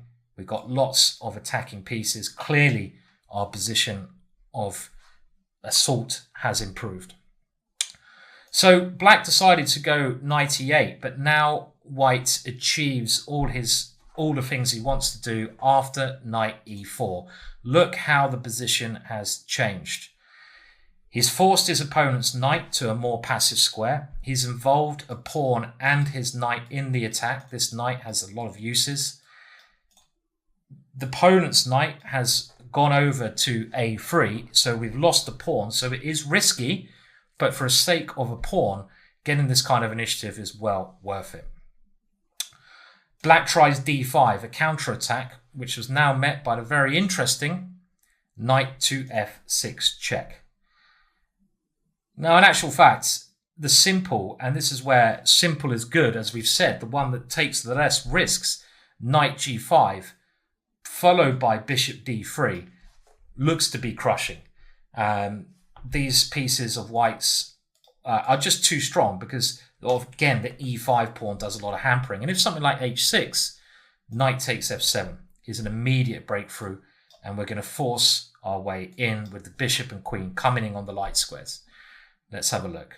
So the queen comes into g6, trying to sneak into f7, queen d8, and now f5, breaking open more lines. I think we can stop there. So d5, knight f6 was a bit flash. And the idea is to take this one here and keep the attack going. It's still quite good. King h8 was played, and in actual fact now, white tried queen h4, but he should have instead broken down immediately. And this is where you have to calculate the sacrifices, with this followed by f5. And with the bishop coming here and the rook, again, we see that sacrifice to open up the black king. There's not going to be much of a defense here for black. Let's have a look at the game. Queen h4, knight takes f6, and now bishop d3 is white's quite ingenious idea, because he's going to get his piece back because this can't defend. And now black makes the decisive mistake in a very difficult situation. I think white's still winning here, but after g6, the win becomes a lot easier. The best chance in an uncomfortable situation, let's not forget, would have been h6. Uncomfortable because after bishop takes a3 and pawn takes f6, it's uncomfortable. I mean, you can see that. The pawn's coming. White's not even a piece down here. And another nice maneuver here would be bringing the knight to e5, so it's not nice.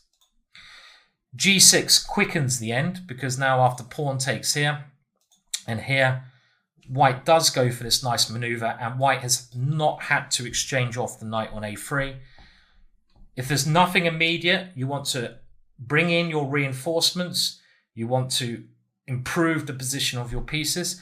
The rook swing is very tempting here, but knight f3 proves to be even stronger, because when the knight gets to this square, it doesn't just hit h7, it also hits the f7 square. King g8, knight g5, h6, and only now bishop takes a3. Black is overloaded in this position, and you can see his pieces are stretched in the defense. He has to try taking the knight, and now queen takes is also good, with bishop to g6 coming, forcing the way through, but f takes is good enough, and now a very nice move now. I mean, I think rook f3 is going to be strong, e5, bishop takes here, but let's also think what is the only move that can stop our queen coming to g7, and the only possible defensive piece is the bishop here. And this next move sort of brings in the more subtle form of attack, and the more subtle form is still to do with stopping our opponent's pieces coming to defend, but you've got to be aware of all angles, and b4 is that subtle move, breaking the coordination of the bishop, threatening queen to g7, and after queen d6, now coming back to here, it's now the correct time to take on g6. This is better than the move before because we have stopped black being able to get one more defender into the position. And after taking here now, f7 check, black has much worse control over these important squares. And our queen can come in, and we now have the very nice move, queen g7. f8 is threatened, and the only way to stop that is rook f8, but queen f6 was checkmate in the game. So a more complex situation there, and this all came about from what is quite a typical Sicilian position, but white's attack really came from nowhere there.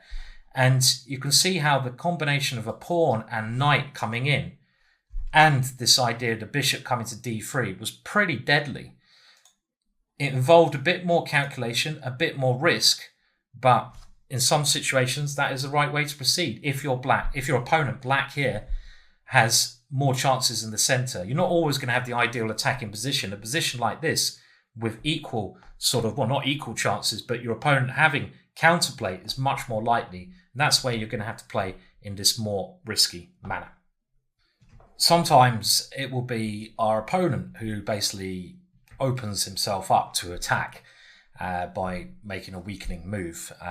And we don't necessarily always have to tempt him into making a pawn weakness around his king or, doing something proactive.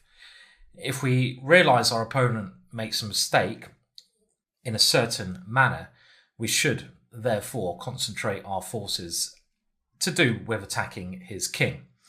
And in this position, Maroczy plays a standard error, an error we've seen before, and an error that people will play again. This was Max Euell versus Maroczy, 1936. And it's a pretty standard position, this. A pretty standard queen's pawn opening. It looks maybe like some kind of exchange or accepted queen's pawn, queen's gambit accepted variation, where the d pawn is swapped for white c pawn. That's really the only difference in the structure. And nothing really to report at the moment. White has this what could be isolated pawn, a good knight on e5. Black has a good bishop on b7. Both sides developing very normally, but now black plays the move pawn to c4. And this is actually quite a big mistake in this particular position. Now, c4 can be a good idea as long as black can quickly mobilize with b4 and create some kind of passed pawn on that area of the board, as we saw in some previous examples. But if you're moving a pawn to c4 for a longer plan, so later on in the ending, a5, b4 might come, but you've got a long way to go to get to the ending here, then it's not normally a very good option with this strong pawn on d4, because you're taking away any pressure, any counterplay that you have against white's structure and white's main point in the middle of the board, which is the pawn on d4. And now that that pawn on d4 is secure, it means that white can build up an initiative around that pawn and his better control of the central position. So he now starts a kingside attack. And this is a successful thing to do. So it's like, if your opponent plays a mistake like this, taking away that pressure against d4, a much better move, for example, would be something like queen b6, and keeping the pressure. And here, black can try moving a rook to d8 with more pressure against d4. And if white does a similar idea to the game, like bishop here, let's say rook d8, you can clearly see now that black has better chances for that active counterplay, active defense. Comparing that to the game, after c4, well, white naturally now goes bishop b1, especially now that the bishop was trapped in by the pawn, and especially now there's another weakness, h6, over there, so our plan of coming to h7 is more effective, as black's move g6 is not going to work so well. And here, rook to e8 played, so black realizing he's going to have to defend. And white doesn't go queen c2 straight away, because after knight to f8, there's no obvious way to improve the position. Instead, white puts the queen on a more central square, biding his time. And this gives options of bringing the last piece to a very sensible square, and in some cases just supporting any central advance. We've seen ideas where white can use the e-pawn to get to e5. This is one idea I'd be trying to use here to get rid of the knight on f6, which is defending the king. And now black plays knight takes e5. And this doesn't work well here. Black's position is in too much of a bad place to allow white activity on the d file, especially an interesting idea with the rook coming to d4 later. This is not the right way for black to play. White should probably go knight to f8 here and sit and wait, but of course white has a safe advantage against this move of black's knight to f8. Just with normal central play. I mean, again, you don't always have to go for the attack. And now that black has committed himself and not hitting white's centre anymore, we could now, very logically, start with some central ideas and later on transfer that to the king side. Another point the queen is quite good here is if black ever tries to move the b pawn, c4 is very weak. But after knight takes e5, we can now transfer a pawn to e5, which certainly helps our attack. Because all of a sudden, we know a pawn on e5 can give us a kingside attack. Yes, it's double pawns, but we're pushing away a black defender. And black's also lost that knight which could defend. Now, the next move is really quite negative by Maroczy, knight h7. This whole plan seems to be quite negative play. You know, playing passively, just aiming to defend. And this is something to be avoided. Even here, maybe black should have gambled with knight d7 and at least trying to put it this way, or knight to d5. And after knight to h7, we see another reason that the queen's here. Going to c2 again is possible, but after knight to f8, there's not a natural continuation. Knight on f8, after all, is a good defender. Queen h5, the move played, is much more proactive, bringing it into the danger zone, setting up ideas of bishop takes h6. Black retreats with the knight, and now can you see a good idea for white? We now must bear in mind that we have three pieces, two bishops and a queen, hovering around the black king, a swarm of wasps about to sting, and there could well be some sacrifice. But again, if you can't see anything clear, is it the right conditions to do it? Well, not really, because we got pressure anyway, so we don't need to gamble unless we're sure a sacrifice is going to work. On the flip side of that, you do need to break through your opponent's defense with nearly any attack. You have the build-up, the weaknesses in his position, the maneuvering of your pieces, but at some point you need to do the breakthrough as well. Well, bishop h6 is playable, but why not bring one more piece into the attack first? That rook was doing nothing on d1, and after the queen moves, only now bishop takes c6. And we see another problem with black capturing on e5, the idea of this rook joining in, which is going to be the third piece after the sacrifice of the bishop. Black has basically abandoned his center with moves such as c4 and knight takes e5. And this gives us the preconditions for an attack. It's not really anything we've done. It's our opponent giving up the center, still having weaknesses on the king side, h6, that allow this attack to be successful. And that means, with some careful calculation, we should see that this is right to do. For example, after pawn takes h6, it's now time to swing the rook in. Rook d4, that third piece coming in with deadly effect. There's only one defensive try, because this is really a killer move with the queen coming to f7 or some other horrid plans. The queen can even come to f4. There's lots of strong attacking ideas, and that is f5. Black needs to try and allow the queen to defend and bring the bishop to a better square. White, of course, keeps his bishop open and now brings his rook in to defend. And now the bishop goes to block. And here, queen takes h6 is the natural move. When white has two pawns for a very strong initiative, bishop, rook, and queen. Now in the game, black played rook on a to d8.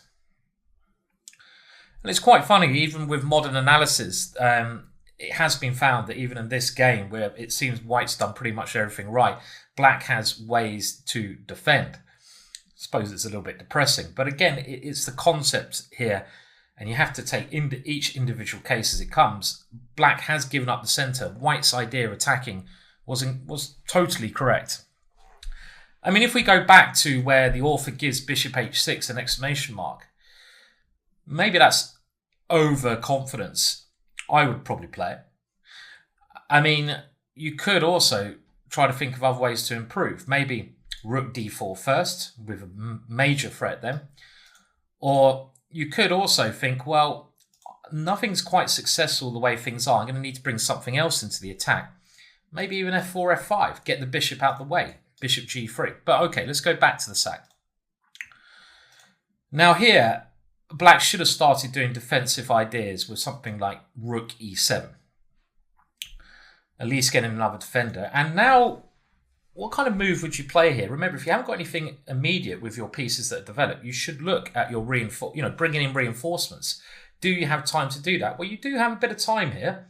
Black's not threatening anything as such. He will try to improve his defenses, but it's not clear how he's going to do that. There's no threats. So, can you do anything immediate? No. Reinforcements? Yes.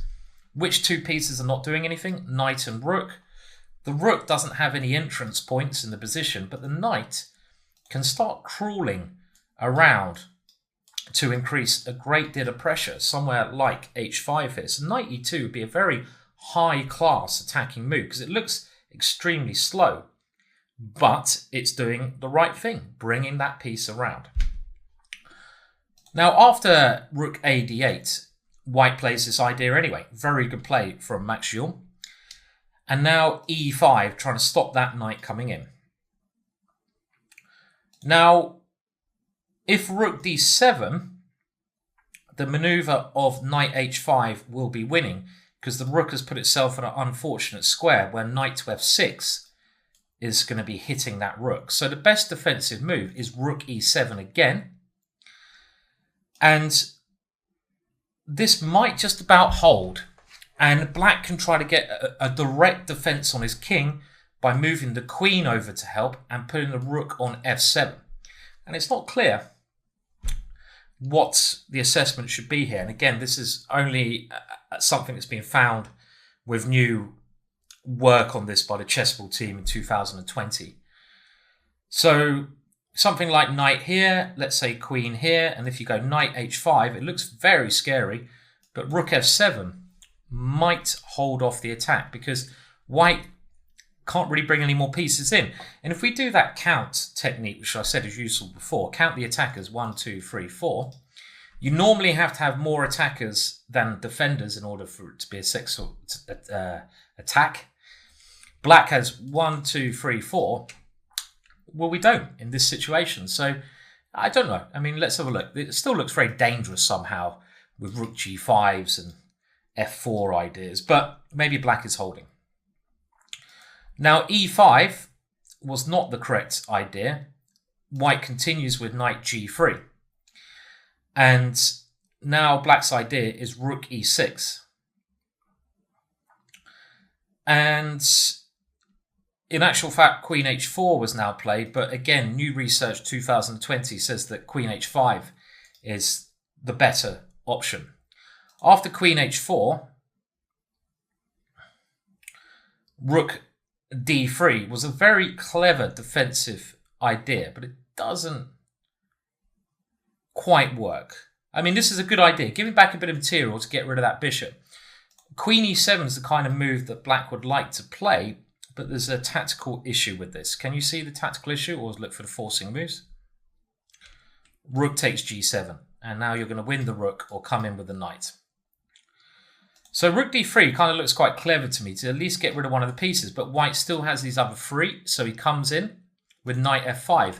Saying that, as the bishop is no longer needed, it probably made more sense to take on d3 and then play knight f5, because this way White gets some material back and keeps the attack pumping. After knight g6, just queen h5, and with simply e4 to come, and maybe then bringing this guy around, Black doesn't have any way to eject these three pieces from the position. These three pieces are going to remain there, meaning Black can never get activity. So it's one of those positions where it's ongoing pressure, great compensation, maybe winning for white. Probably is winning. Is winning. Maybe, probably is. There we go. We got there. Now, the game ended with knight to f5, knight g6. In actual fact, maybe this rook d3 in circumspect wasn't good then. I like the look of it, but actually maybe you should just bring it on the second rank. And after this, now queen h5, queen f7, and here a nice move, h4. And like we've seen before, this h-pawn can be used very well when there's a knight on the g6 or g3 square, just to bust it open, get rid of the blockader. And after bishop f8, the main idea is check, has to be taken with a very strong h5 move coming, and black is losing his only advantage, the extra material. Queen h7, of course we keep the queens on, king f7, and now we can eliminate this one and just queen f5 check. And there's no way to defend the rook, the knight, or the queen coming into d7. So black resigns. So maybe not a perfect attack there, but the principle of black giving away the center is very important. And after a move such as c4, which maybe the computers actually think is okay, but I don't like it. It's so much easier for white to play these positions. And that's kind of often the way to winning. It might be an equal position, but the side which has the easier plan will generally win because you can just go for it. And in this case, you should, of course, go for it in the way that Max Euell did. So it's now to Pillsbury versus Wolf. I think we might have looked at this game or something very similar to this game. Let me just dive in later on. Well, very, very similar.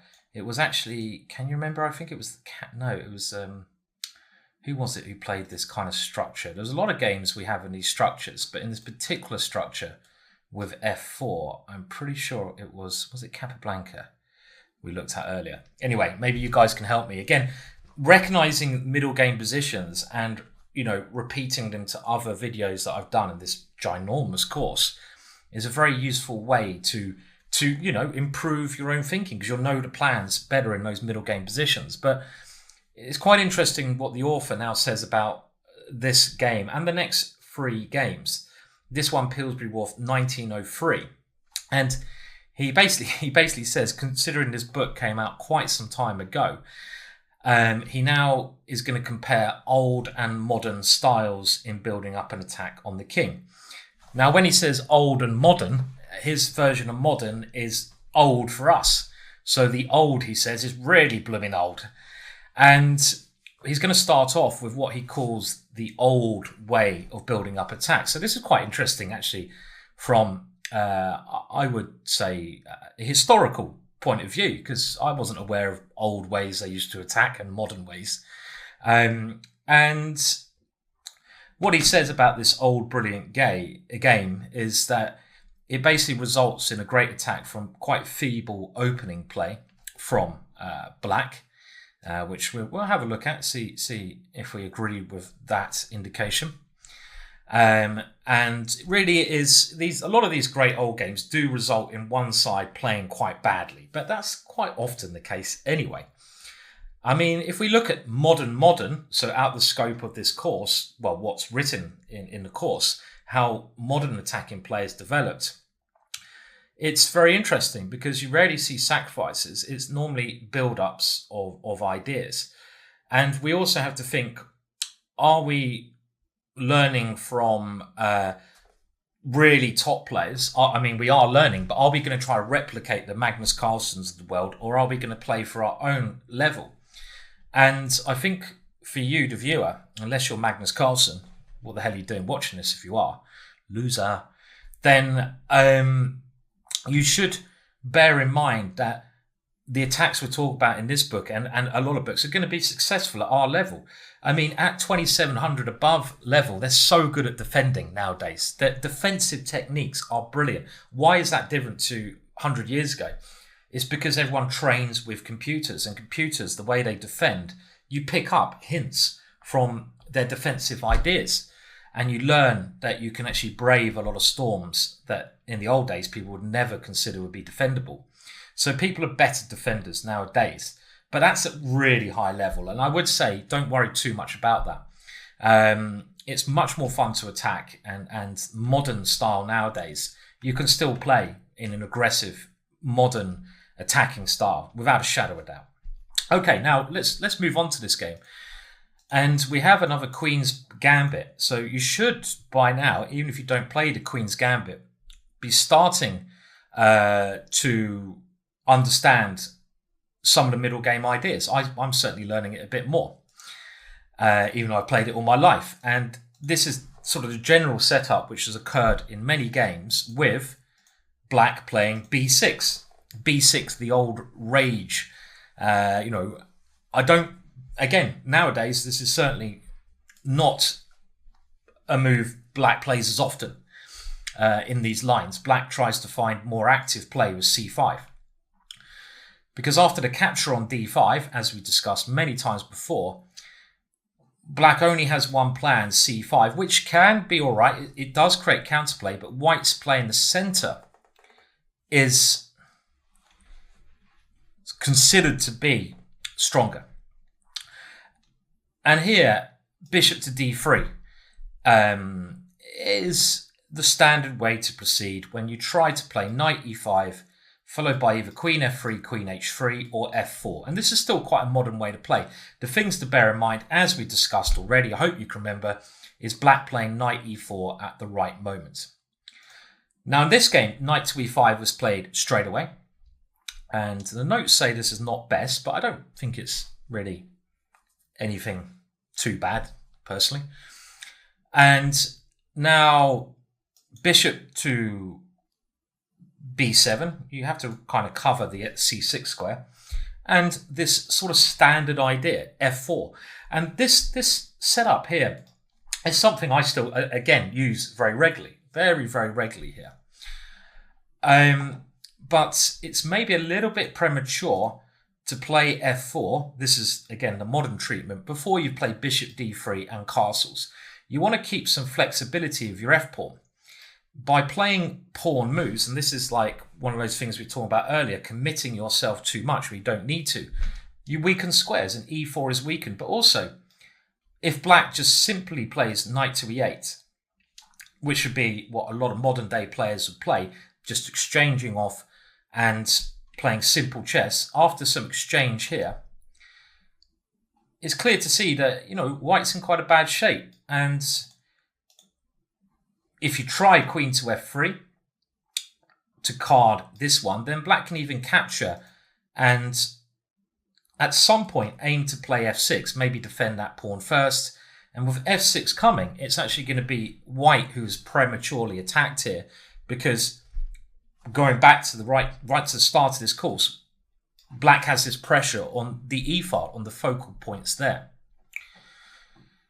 But anyway, black doesn't do anything that. He plays a6, which is a bad move. And I'm sure anyone who wants to play this opening as black, after all the examples given in the art of the attack, will avoid playing such passive moves, because the danger that presents itself to black when white gets his controlling moves in is very, very great. So after bishop d3, okay, this is a waste of a move. You don't need to play such slow move. Black plays c5, okay, I think that's okay. White castles, and now in this position, a move which is far too slow, like the last game, a bad move, c4. Now, the game I was thinking about before wasn't Capablanca, because I can see it in the notes now. It was Pillsbury-Tarash, and we also looked at Ewell versus Maroczy in the last game. Now, the one where this move occurred sometime before, it actually worked a lot better, because black was able to use this as a means of indirect defense by quickly creating queenside counterplay. But you've got to judge each position individually. And this is what the author, Vladimir, says is really a judgment of error in a bygone period. And what he meant by that is in the, going back 100 years, 117 years, They weren't as transfixed on keeping the central pressure as actually nowadays central pressure is actually very important, more important than it clearly was in this game. And this central pressure has now gone for black. Black's bishop is now stuck, and in this case, because white is so well developed, black's plan, which has some meaning to it, but it's just so slow. Black is lacking any real sense of danger in this position. And nowadays, I don't think this would play. I mean, a much better move would be just really anything. Trying to get the knight to e4, for example. Rook e8 first makes a lot more sense. So the knight can come to f8 and trying to get the knight e4 move in. This is, and keeping the option of pawn takes d4, keeping that tension in the center.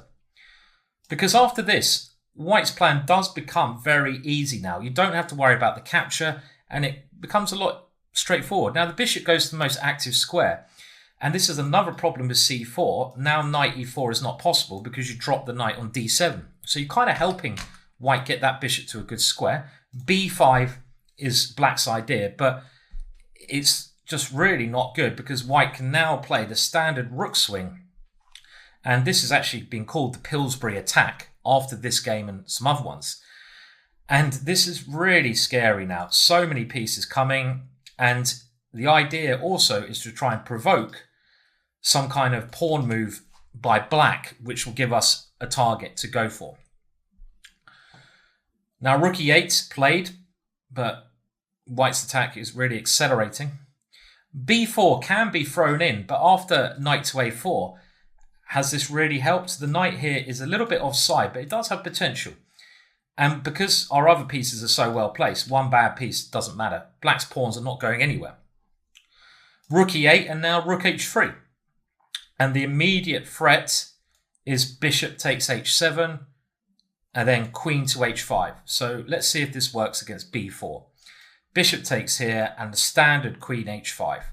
This is often the thing that the rook and light square bishop does.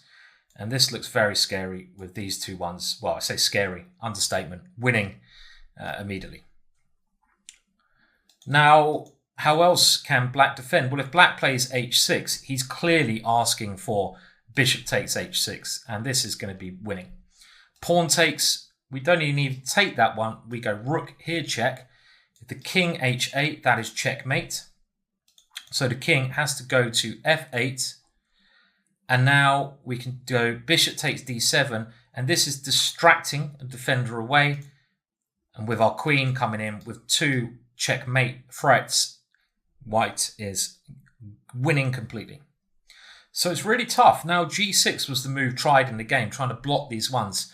But this also constitutes a weakness. The bishop simply drops back. It hasn't got anything immediate. If you don't have anything immediate, be patient.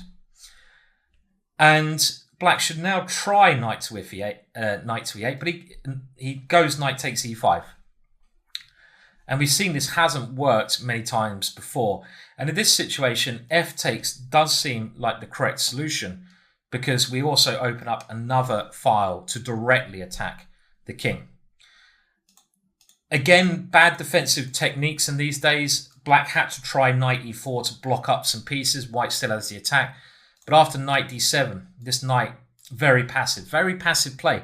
And, you know, the positionally motivated advance of c4 and b4 is positionally good because you get a connected passed pawn or a passed pawn. But whenever you're doing positional considerations, you have to think, do I have time to do it? If you get mated, the answer is no. So now bishop takes e7, rook takes, and just queen f3. Threatening and bringing the pieces slowly. Knight to f8, rook f1, building up. Queen d7, and the queen comes into those weakened squares. And remember, that g6 square has created those squares. White showing a lot of patience, which is fine. b4. And now it depends which way you want your knight to go. I mean, in the game it went to a4 because it has some juicy squares here. But it could also have travelled around towards the king side. I'd probably go this way. It just seems a bit more blunt. I'm clearly attacking on the king side, and bringing in another piece to the attack can only help me. And the idea here would either to be to bring it to h5, as we know, and when it goes to g3, it's only a good piece on g3 if you can sacrifice it when there's a pawn on g6. But those kind of sacrifices look awfully promising to me. So knight to a4 played. If this is captured, we capture the rook. So queen c7, and the knight comes in here, which is a very decent way to play.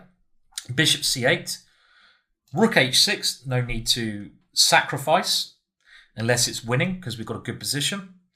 Ace a5, and black is trying to do his queenside play. But now another piece comes in, rook f4. Funnily enough, there was an immediate win in this position. Can you see the immediate win? Again, the move played seems to be crushing, but there was an immediate win. Well, bishop takes g6. You can't take with the f-pawn because the queen takes f8. The same goes with the h-pawn. So black has to take with a knight. And now the very clever rook takes g6, pawn takes, and now rook f4. And even though white is a whole rook down, there's no way black can stop the rook coming to h8. Now, I understandably see why white didn't do this, because if you've messed up something in your calculations, you are rook down, you might lose. So bringing the rook to f4, first of all, does make sense to me. And I think I'd probably play this way because I'm going to do the same idea and I'm not risking anything. So rook b8, now played, last blunder, and of course now bishop takes g6. We can see now that the same variations work even better. Black's idea is rook to b6, but here white has a very simple way out, and that is queen takes b6.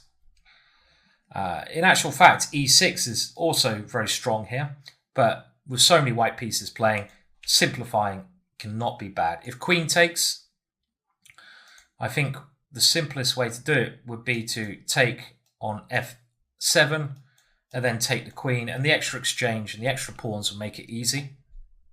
Our knight is actually a very good piece here.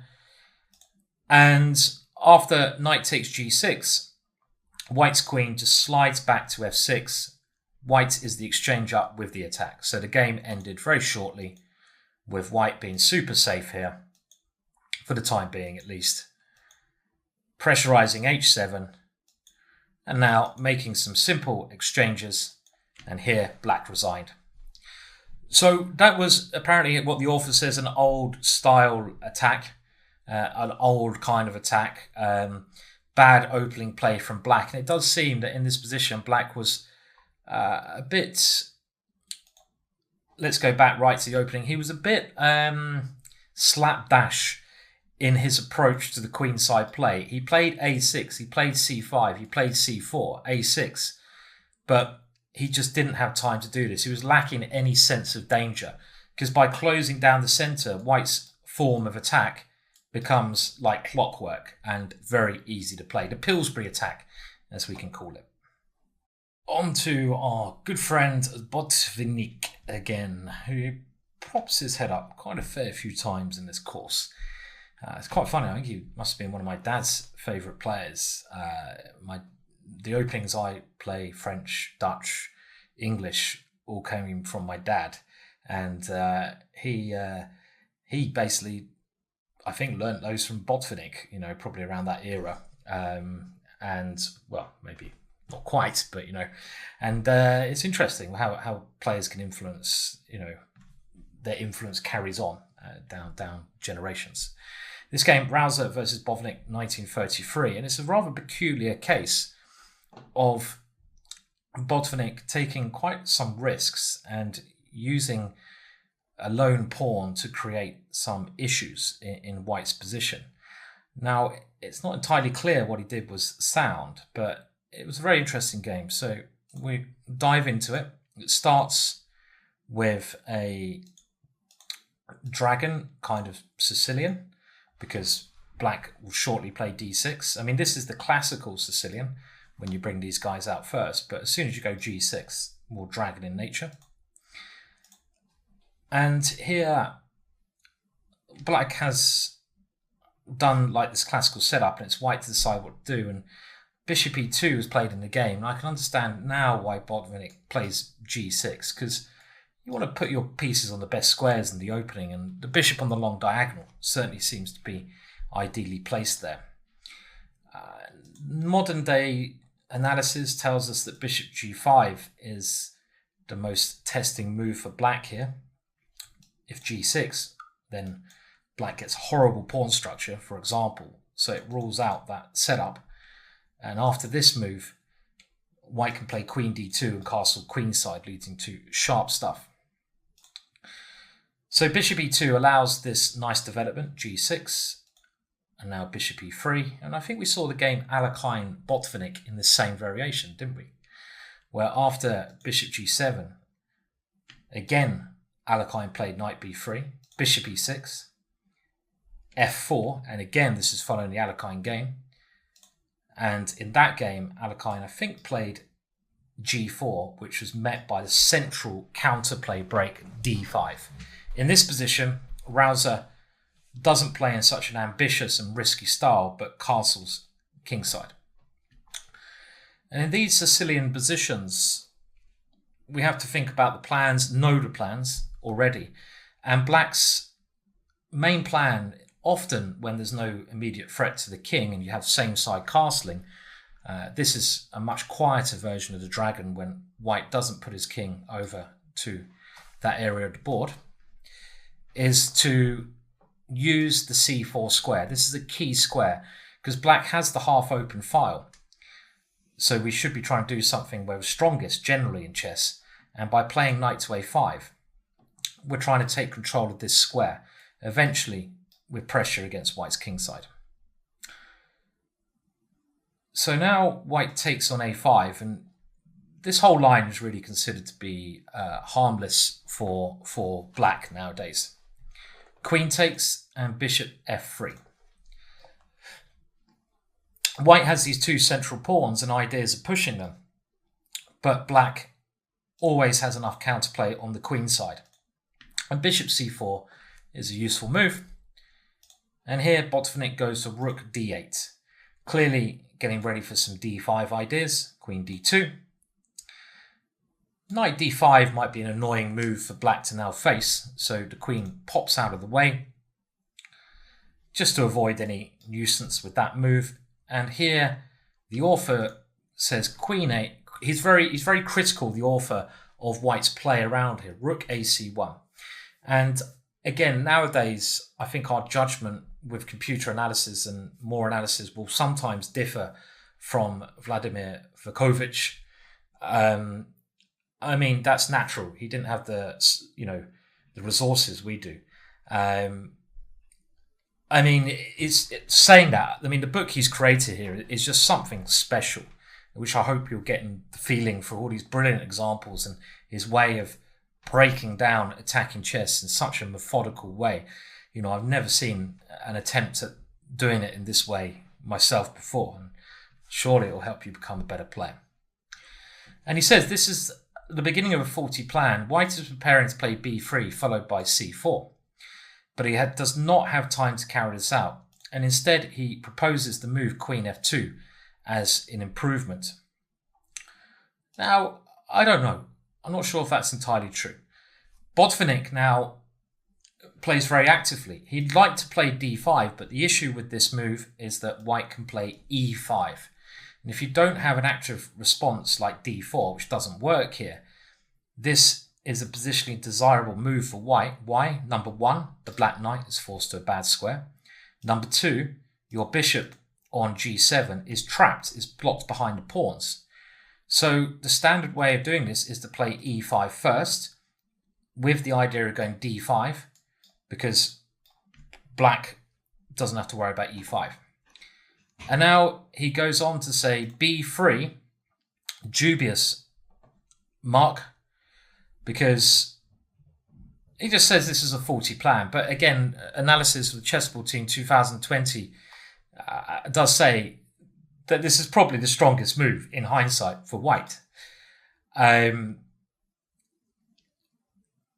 moves don't really impress because what else can you do? If you stop the idea of d5 by taking on e5 and playing something like queen f2, it seems like black must be doing very finely here. He's got great control of the one square that is a concern, and he can play something like b5, b4. When if we ever have this knight coming in, this trade with one of the pieces, even bishop takes, should certainly help black with a move like e4 coming, liberating everything. So b3 seems okay. It doesn't seem as bad as Vladimir suggests.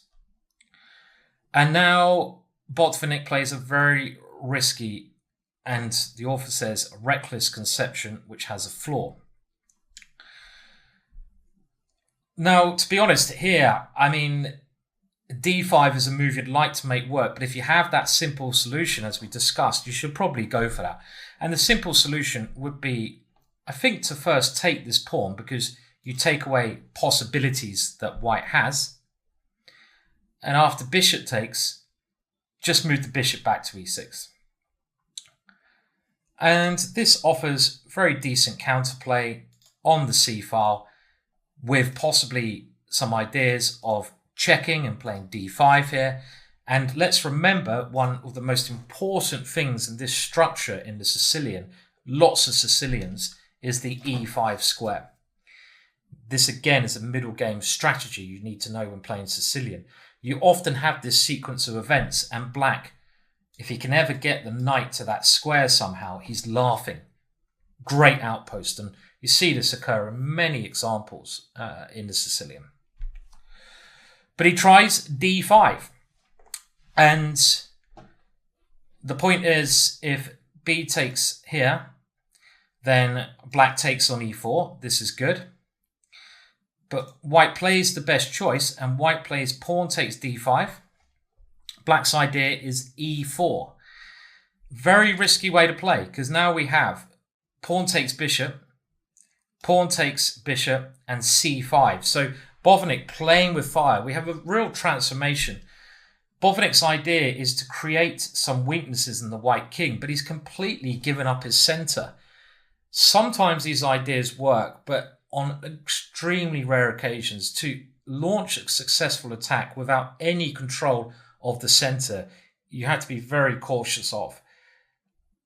And that is even truer when you don't have any real pieces around there. So it's a risky operation. He now goes to queen a5, and he's trying to cause this tactical problems. And here, white plays rook d1, which is a mistake. Now, had white played queen d3, getting out of the pin, it's black who struggles for equality. And I think this game also goes to show that the stronger player often thrives in complications. Complications tend to favour the stronger player, not just positional chess. And something like knight g4 here, knight e4, gets incredibly complex. There's some long lines here where black is, trying to get a draw. I mean, for example, f5, knight g5, f2. And the point of this move is to try and go for the dart squares. But after we do get the dart squares, we get a position as such where black is a pawn down, and there's no attack against the white king in this position here. So this is looking pretty seriously bad. Luckily for Botvinnik, rook on e to d1 was played, and now after knight g4, white cannot maneuver this knight in an effective way. Well, I mean, he still should have tried, but it's not as good now because his queen is in some situation.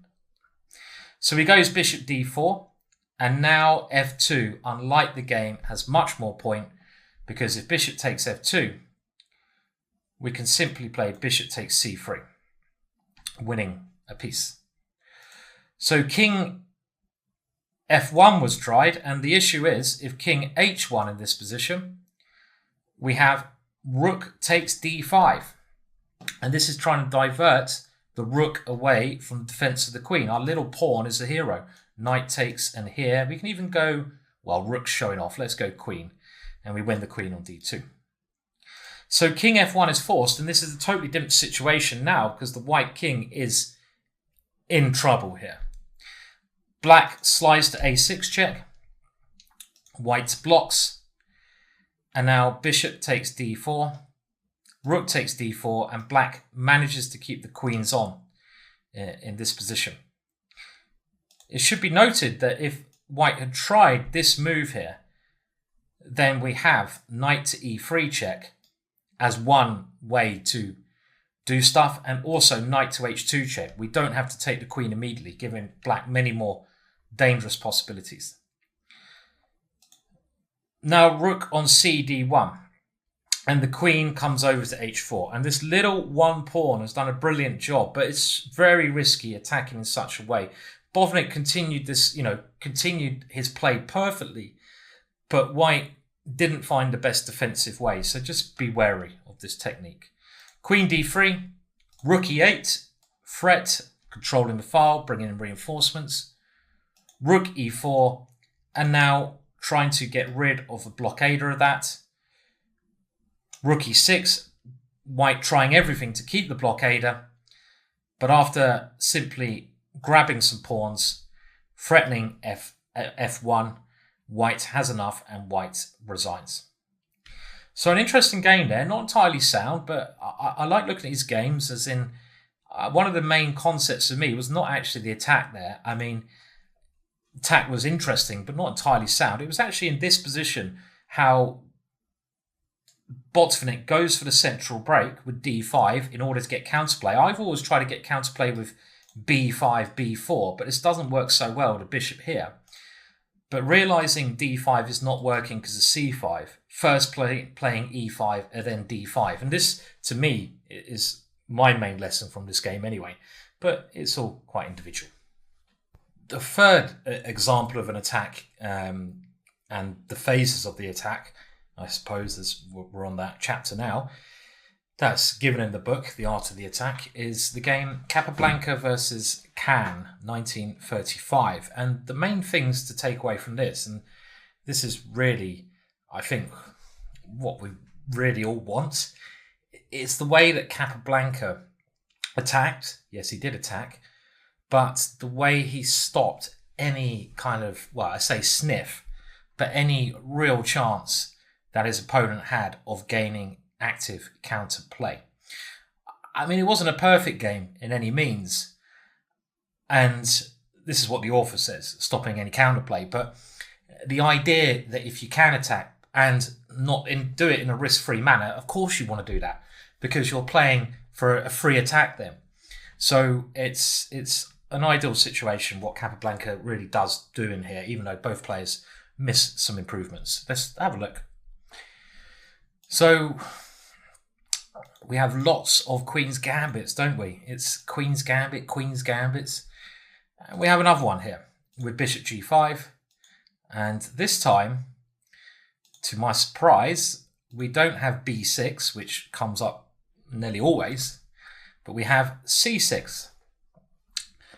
And one thing I'll just say what I do in this position, and I think it was an idea of Kasparov's, Rook c1 is quite nicely positionally motivated, waiting for the opening of the c file, which is going to open after we capture on d5 or black captures on c4. But I prefer, personally, not moving the bishop, because then black will take here and we lose the tempo, but playing queen c2. And I find this a very flexible move because we're not ruling out the idea of castling queenside in this structure. Castling queenside is still a possibility here. And after h6, you can even play, and this is again a game, I think it's Kasparov-Spassky, this technique of offering a piece to try and get your rook in on the file, this idea we've seen before. And later on, because we have a hook going for g4, g5. So this is sort of a very aggressive way you can play. And this kind of works okay because we have quite decent control of the central squares. Rook c1 is very normal though. And now simple development. Knight d5, and we have a capture. Black trying to ease his position by captures. And white should have some small advantage here just by comparing pieces in the centre. Bishop here, stuck behind a pawn chain, and white has this potentially mobile centre, which we can see, have seen, is very useful. And now a bad move from black. He moves the knight away from its post in the centre to b6. And this doesn't really give proper consideration to the central squares. I mean, you're moving it away from the centre. I don't think that's good. Maybe he's worried about e4, but you want to try and deal with your other two pieces first. Moving the same piece multiple times in the opening is not so good. One way where black can at least try some central operations to make his plan not look so silly would be to take on c3 and play e5. This kind of approach is more normal because now your bishop can try to get out, and black can often try to equalize in this manner. So after this move, white keeps his great bishop, and black goes for the e5 move again. But by keeping pieces on the board, this gives white more potential. When you have a cramped position, you want to exchange off pieces, and Capablanca now uses that to his advantage immediately by playing knight to e4, which already poses black some difficult questions. This knight has some ways into the position like c5 and d6 in some situations. And here black plays an unnecessary weakening move, h6. Now, there was no real need to play that because there was nothing really coming to g5 there at the moment. So it's just unneeded. And later on, we're going to see that this little move, which might not seem a serious consideration now, becomes a problem. Black should have tried something like pawn takes d4 when I'm sure Capablanca would have centralized his queen. And now maybe king h8 preparing, or also king h8 preparing f5, I should say, is another way to play. I mean, taking on d4, queen takes, I say maybe he should have played this. I mean, I say that, I look at the position, I think, what's he going to do next? So, yeah, maybe instead then king h8. At least king h8 is striving for some active play, an active plan. You know, even if you realise your position is a little bit dodgy, at least try to get some activity. And with f5, you're using your pawns. But now white would probably keep it simple at taking everything off here and just play queen to d6 with a pleasant endgame advantage after something like this because of the pressure here. Capablanca wouldn't mind that, would he? So h6 played, and now the queen moves up, connecting the rooks, defending the knight. King h8, so the f-pawn can move, but now white has time to play knight g3, and he can stop the f5 break. Pawn takes d4 now, and white plays another move aimed at creating another weakness. Taking on d4 is okay, but the next move shows a bit of class, bishop c2, provoking the g6 move, when we can even take here with check, but these two pawns are going to be little targets later on. Black didn't like that and plays knight to f6. And now another option comes, e4. This knight is the only piece defending the focal point, so if we can get rid of that knight, we will win. And the pawn on d4 is not going anywhere. And we've created now a majority of pawns on the area of the board we want to attack, which is going to give us great long-term potential. When you have a majority of pawns, it's much more likely you can use them in a bayonet attack or as an avalanche because there's less snow to get through, less enemy snow. And now g6 played. You have to do something. Capablanca just simply takes back on d4, and we can see that g6 is already a slight weakness. And black plays a normal move, but not the best move, bishop e6. White continues with h4, which I think is logical enough, but again, maybe not the best move.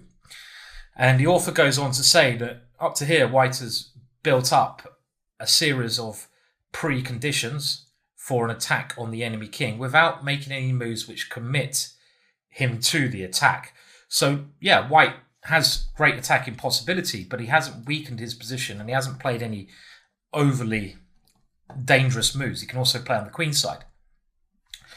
Now, without any real need, he goes on to play h4. So this is one moment where maybe we can criticize the move at the moment. A bit premature, says Vladimir. And he says a better idea would be to not weaken some squares like g4, but to first just play a sensible move, restricting our opponent's pieces, giving our queen this extra line. And after something like rook d8, queen c3. And he's saying, the author goes on to say this is a more restrained and sensible way to play. To do this first, there's no reason to play h4. Now, again, these are very small things, and I think the author's a little bit overcritical of h4 here. I would say that. I mean, h4 is okay. Come on, just play it. Let's get on with it. Rook d8, the other rook, and now queen c3. And here, black certainly plays a mistake because he's moving the king into the same line as the bishop. He should just try to play rook d7 and play on the open file. At least get that open file under his control. Moving the king into the same line as the enemy bishop is very dangerous. Capablanca does not rush. The rook becomes slightly better here. Maybe ideas knight f5. Knight b d7, and again, this is the patient build-up I mentioned before the game. Bishop b1, defending the pawn, and now the rook controls this square. No rush. And in order to play in this way, you really have to, again, make sure your opponent doesn't have any active plans. And I think we can see that black doesn't have any pawn breaks here. He doesn't have any easy ways to improve his pieces. So this attacking slow style is really understanding your opponent's ideas. Rook on fe8. And now, well, he just plays a3. And it goes on to say, starting with this rook on fe1 move, white is playing many consolidating moves, just trying to improve the position slightly. The move a3, he says, is aimed at depriving in any situation black's counter chance, queen b4, attacking b2. And this, he says, to go on, is one of the great characteristics of Capablanca. And he compares this to Alekhine, but he really mentions, this is really worth noting, this is Capablanca's style later on in his career. And it was controlling positions, but playing any move that cuts out even the slightest hint of a possible counter-attack from your opponent. And such a move as a3 is really mature. It just stops that move. Why not? And realizing your opponent can't do much in the position. Now, the bishop to g4 was played, and Vladimir is, again, a bit critical about this, but the Chessable team are more positive. And they give the line in the game here, but then queen e5, which is not annotated in the main game. And they say that black's position is actually quite defendable. I think this makes sense, bishop g4, because it's a proactive move and you're aiming to gain some squares. The e5 square, that bishop wasn't really doing anything anymore, and you're aiming to get rid of a piece controlling the central square. So I think it actually makes a lot of sense. Capablanca played knight h2, and this is where black should play queen to e5 now. An exchange of queens would help his situation. Definitely. He's got to realize, black, that white has the potential of the attack and he doesn't. White has the potential because he has the majority of pawns. He has this bishop and just little things like the knight's ready to come in. So queen e5 was key. After h5, white now plays f3 and f4. And he's gaining times with these moves. The bishop is in trouble of getting trapped, so it has to come back to g4. And here, queen e3. And the queen comes within striking distance of black's king, but it also does, again, play in a very simple way of just going for a pawn. So you're not committing to the kingside attack, you're keeping everything controlled. a6, and now again, a very restrained move, queen f2. We want to keep the rook lined up against the queen, but we're getting ready now to certainly do the critical break with either e5, f5, or a combination of both. Black's king gets out of the bishop, but now e5 comes. And the thrust in the centre now signifies the critical stage of the attack. White has done his build-up. White's got his pawns to great position, his pieces. He's done all the preliminary moves like stopping. You can see queen b4 is now not possible, which is useful. And it's now time to put the ball in the back of the net. The knight comes. White eliminates the bishop and uses Harry to try and get rid of some more defenders, the bodyguards of the black king. And he does get rid of a key one there. And now the e-pawn becomes a serious contender with e6. And after knight to f8, the next move is showing you how an attack really can accelerate. And you can't always play preliminary moves. You have to come and go for the kill at the right moment. What do you think the move is? All the preparation for this has been perfect so far. I mean, a move such as f5 has some logic. We should bear in mind that Black's queen coming here is not so scary because our knight covers h1. So f5 is certainly possible. But Black is blockading some of those squares well. Bishop f6 is much more to the point because it forces the black king out due to the threat of knight f5. And now the combination of our three pieces works very well. Queen c2. And this f5 square is a major problem, so the king has to come to f6, and our queen can now come in the position and take another pawn with check with very strong chances of just crushing black, which happens. Pawns coming forwards, knight coming in. The king comes to h7, and here white does it in the wrong way. Would you play king f2 or rook e5? Clearly, we want to get a rook over to this diagonal. But which way is slightly better? I mean, they both should be winning, but one's slightly more accurate compared to the other.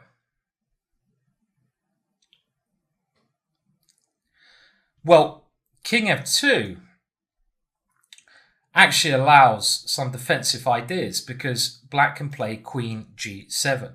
And all of a sudden, black's fighting again, as we will see. Had you played rook e5, queen to this square is no longer possible because the rook has the extra option of coming to g5, winning immediately. So rook e5 is a more active way of doing it because we keep ourselves with more options. Always play the moves that give yourself the most flexibility options in the position. So king f2 allows queen g7 when if we go check, the king comes back. So I think actually Capablanca really just blundered here. He's still better, but he has to play an ending after e7. And after we take here, this is certainly not as clear as it should be. Yes, we're a pawn up, but black has a very good knight and a good rook. Capablanca goes on to grind this down with black actually exceeding the time limit in this position. For example, now rook g8 would leave this really unclear with black being well situated and very good pieces. It's not clear at all. But Capablanca got there in the end by doing some maneuvers. He's suddenly covering some useful squares. And he's making clear progress here. The knight, though, is bloody strong. And after rook d2, black lost on time. Okay, maybe it's winning now because we're going to go knight c3 and eliminate that knight with our rooks coming in. So very patient build up there. Capablanca not really even signifying a kingside attack until the right time. And again, it just shows you that patience is really important in the art of being a great attacker. To finish off this chapter, the author Vladimir now starts to go on to talk about two things really. Number one, he makes it incredibly clear that these sort of rules, that we've gone over when attack should be started, blah, blah, blah, blah. They are not rigid. Chess is such a complex game that every situation is going to be unique. They're just, I think, ways from looking at pawn structures where we can sort of feel and we'll be able to see more possibilities in our own game, but each case should be treated individual. The next thing he goes to mention, and this is an example of that, Tekman Slektar 1911, is an example of a quiet move. I love this concept. I think it's one of the most beautiful things where you're playing like an outrageous attack. You're going, check, check, check. And all of a sudden you just play something really delicate, you know, like a fragile petal comes into the equation where, you know, it doesn't look like it does anything, but it has some subtle point to it. Maybe your opponent is in some kind of zugzwang. You play a waiting move, realizing everything he does, even if you're a piece down, makes his position worse. Maybe it has some subtle point of controlling a square, but it's a move which is not a check, not a capture, not even a threat, but some meaning behind it. Let's show this through the use of this position here. And Tekman, in this situation, now has a pretty dangerous position with his pieces. Bishop, 2 knights, potentially a queen. So you can try to work this out yourself, and I always recommend you do that. It's the best way to get the most out of this course. Try to pause the videos, work out what you would do, calculate as deeply as you can. If you do that, you're doing your calculations as well, and try to see what you would play as white. Well, such a move as this is just far too tempting when we're going to be attacking with these pieces. And if you did some little bit of calculation, you should be able to work out that we have a good initiative. Maybe even the rook is going to join in, coming around. And again, even if you can't work out that this is winning, if you could see in a game, you know, okay, I don't know if there's a checkmate, I can't see myself winning material, but my pieces are active as far as you can calculate, it looks very dangerous, then you can sometimes just go with your gut. And let's see. So obviously the idea is to bring the knight in. Black's king has to really come back to its best place, and now the queen joins in. So this is the real idea, with 2 threats, 2 focal points ending on this G7 square. So black has to get rid of the knight on F5. This is all pretty much forced, so you should have really now got to the following position. This has to be played, and now this has to be played, and we've got to take that with check. You should have got this far, and you should have seen that king G8 is the only move. King here losing quite severely to this check, and then knight F7 winning the queen. And if you got to this position, another thing I would do from the start is that cheat method. There's a perpetual, and even though your instinct might be saying there's something more, as I said at the start, if you've got a perpetual after a sequence of aggressive moves, and you know you have a perpetual, you can just be lazy, get to that position, knowing you have a draw in hand, and then rethink, because your visualization will be better. And what move should white now play here? And this is a very delicate and nice move. Of course, the draw is there. What should we play? And in order to find the move, you must consider, again, how your opponent will defend. Pause if you need to, and I think it's a position you should really pause and concentrate on. Well, I would like to play rook e3. Of course I would. This should be your first fault, but then you should be looking for ways your opponent can defend against the check and the rook check, which is crushing. And he can, unbelievably, I think, play g6 now. And this move allows the black queen to support it. And after queen takes g6, queen g7, white is a long way from finishing the game off. Black has managed to get a defensive structure on the position. So there is a brilliant idea here, and the idea of this quiet move is literally just to stop that one defense. Now, when you're doing a quiet move, things to bear in mind, like I always say, timing.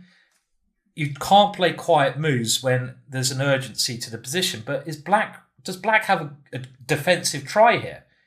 No. So the quiet move is the beautiful queen g6, losing a whole tempo, a piece down, just to stop black from simplifying and managing his queen to get there. And now we're going to go for the same plan, because in this position, black doesn't have the time to defend. So it's a very nice idea. For example, Queen d7 is probably as good as any move. The queen is coming in. If you try to go queen here, trying to come to this square, it's checkmate in 2 moves, for example. And after Queen d7, it's actually very simple. Our rook comes over, and we're actually just going to go Rook f3 and Queen h7. We don't even need to chase the king out. And in this situation, Queen g6 is just such a simple, straightforward winning move. This quiet move, stopping black from doing anything. Again, if the knight, let's say, tries to come to e7, we have check this way. We can also go the other way now that it's blocked. And this time, the rook swings to the h-file. And we've seen this kind of tap before. There's nothing. So a very nice example of a quiet move. And you can use these when you have great understanding of the position. It's really impossible to do a quiet move if you don't fully grasp the essence of a position. White grasped the essence that black can defend, and that helped him find this quiet idea in this example. We're sticking on the principle of the quiet move. Let's see if you can find the quiet move here. Jumping into the game, Steinitz versus Lasker. We're sitting behind Lasker's side, which I think you'll find is the best side to be sitting behind. 1899. Whoa. That's a long time ago. And try to work out now a sequence of moves which is pretty brutal to start an attack. Possibly a winning attack here. Not that surprising considering we have the open file and we count the pieces. Boom, boom, boom, boom. Loads of them hovering. And white also has created a bit of a target for us to try to come into on h3. Well, I hope you found the move, and you've got to look at violent ways to rip these pawns away. Knight takes g2. Forces king takes, and now bishop takes h3. This combined double sacrifice was what I was looking for. And the main variation here would go king takes h3, and hopefully you work that all the way to a winning position. Because if I was calculating this sequence and I saw that white, my opponent, can't play king takes h3, but he has to retreat his king to one of these 2 squares, I might even play it without, we're being a bit lazy by not calculating even further. Because I could surely see in this position, I can even get my material back and play that way, unless there's a better move. So again, it's a lazy way of cutting out calculation. Now, if he does take on h3, we can go check, and eventually we have this simple technique of the swing, bringing the third piece into play. So what was that third piece? So let's say we go check. The king can't come here because of queen g3. And we bring our queen as near as possible to the king. We don't want it going to f2 at all, so we stop that. And eventually, when we've got it trapped as much as we can, we don't come to e6 because h6 is covered, but we can come this way. Rook h4, remember, is a threat because the knight is the only piece defending h2. And after something like bishop g5, trying to stop that one, rook g4 is threatening a multitude of nasty things. So in the game, white tried king f2, and now we come to the quiet move. Think again what you might play here. Of course, I've just said we can take on this square, but that bishop's quite good. Do we want to give it up? Maybe not. Maybe we have something else here. And the next move is very delicate. That little delicate cup of tea in the middle of a battle. It's like the middle of, I don't know, some horrendous battle. And they just have a nice cup of tea on the battlefield. Oh, yes. Lovely, lovely. Oh, boy, lovely.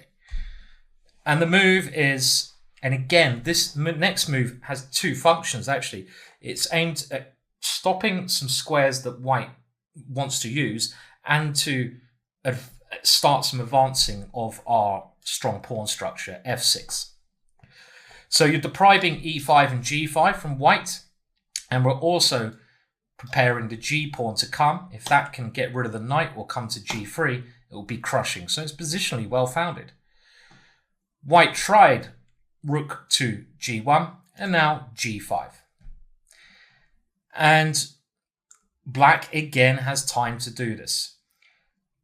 White is losing. White tried to liberate his pieces, but the concluding positions, we will see that the white king is just too exposed. So after this, the queen's on pre, so we have to move that one. Queen d3, bishop f4.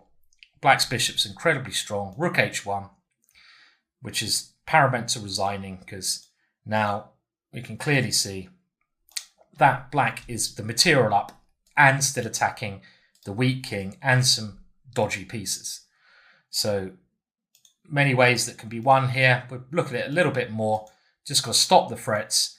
That knight now in a lot of trouble. And with queen c2 and bishop takes f3, the last bit of protection goes. So there it was, the very delicate f6 move, which was the killer blow. A nice little cup of tea in the middle of a battle. Stolberg versus Alekhine, 1930. And this is another demonstration of the power of Alekhine. A lot of people's favourite player, and he really was quite special in the way he could just control things, over his opponents. And in this position, he has a promising start. Very nice knight in a central square, which can't be kicked away. Open f-file, open diagonal. And these are the kind of things you should notice immediately.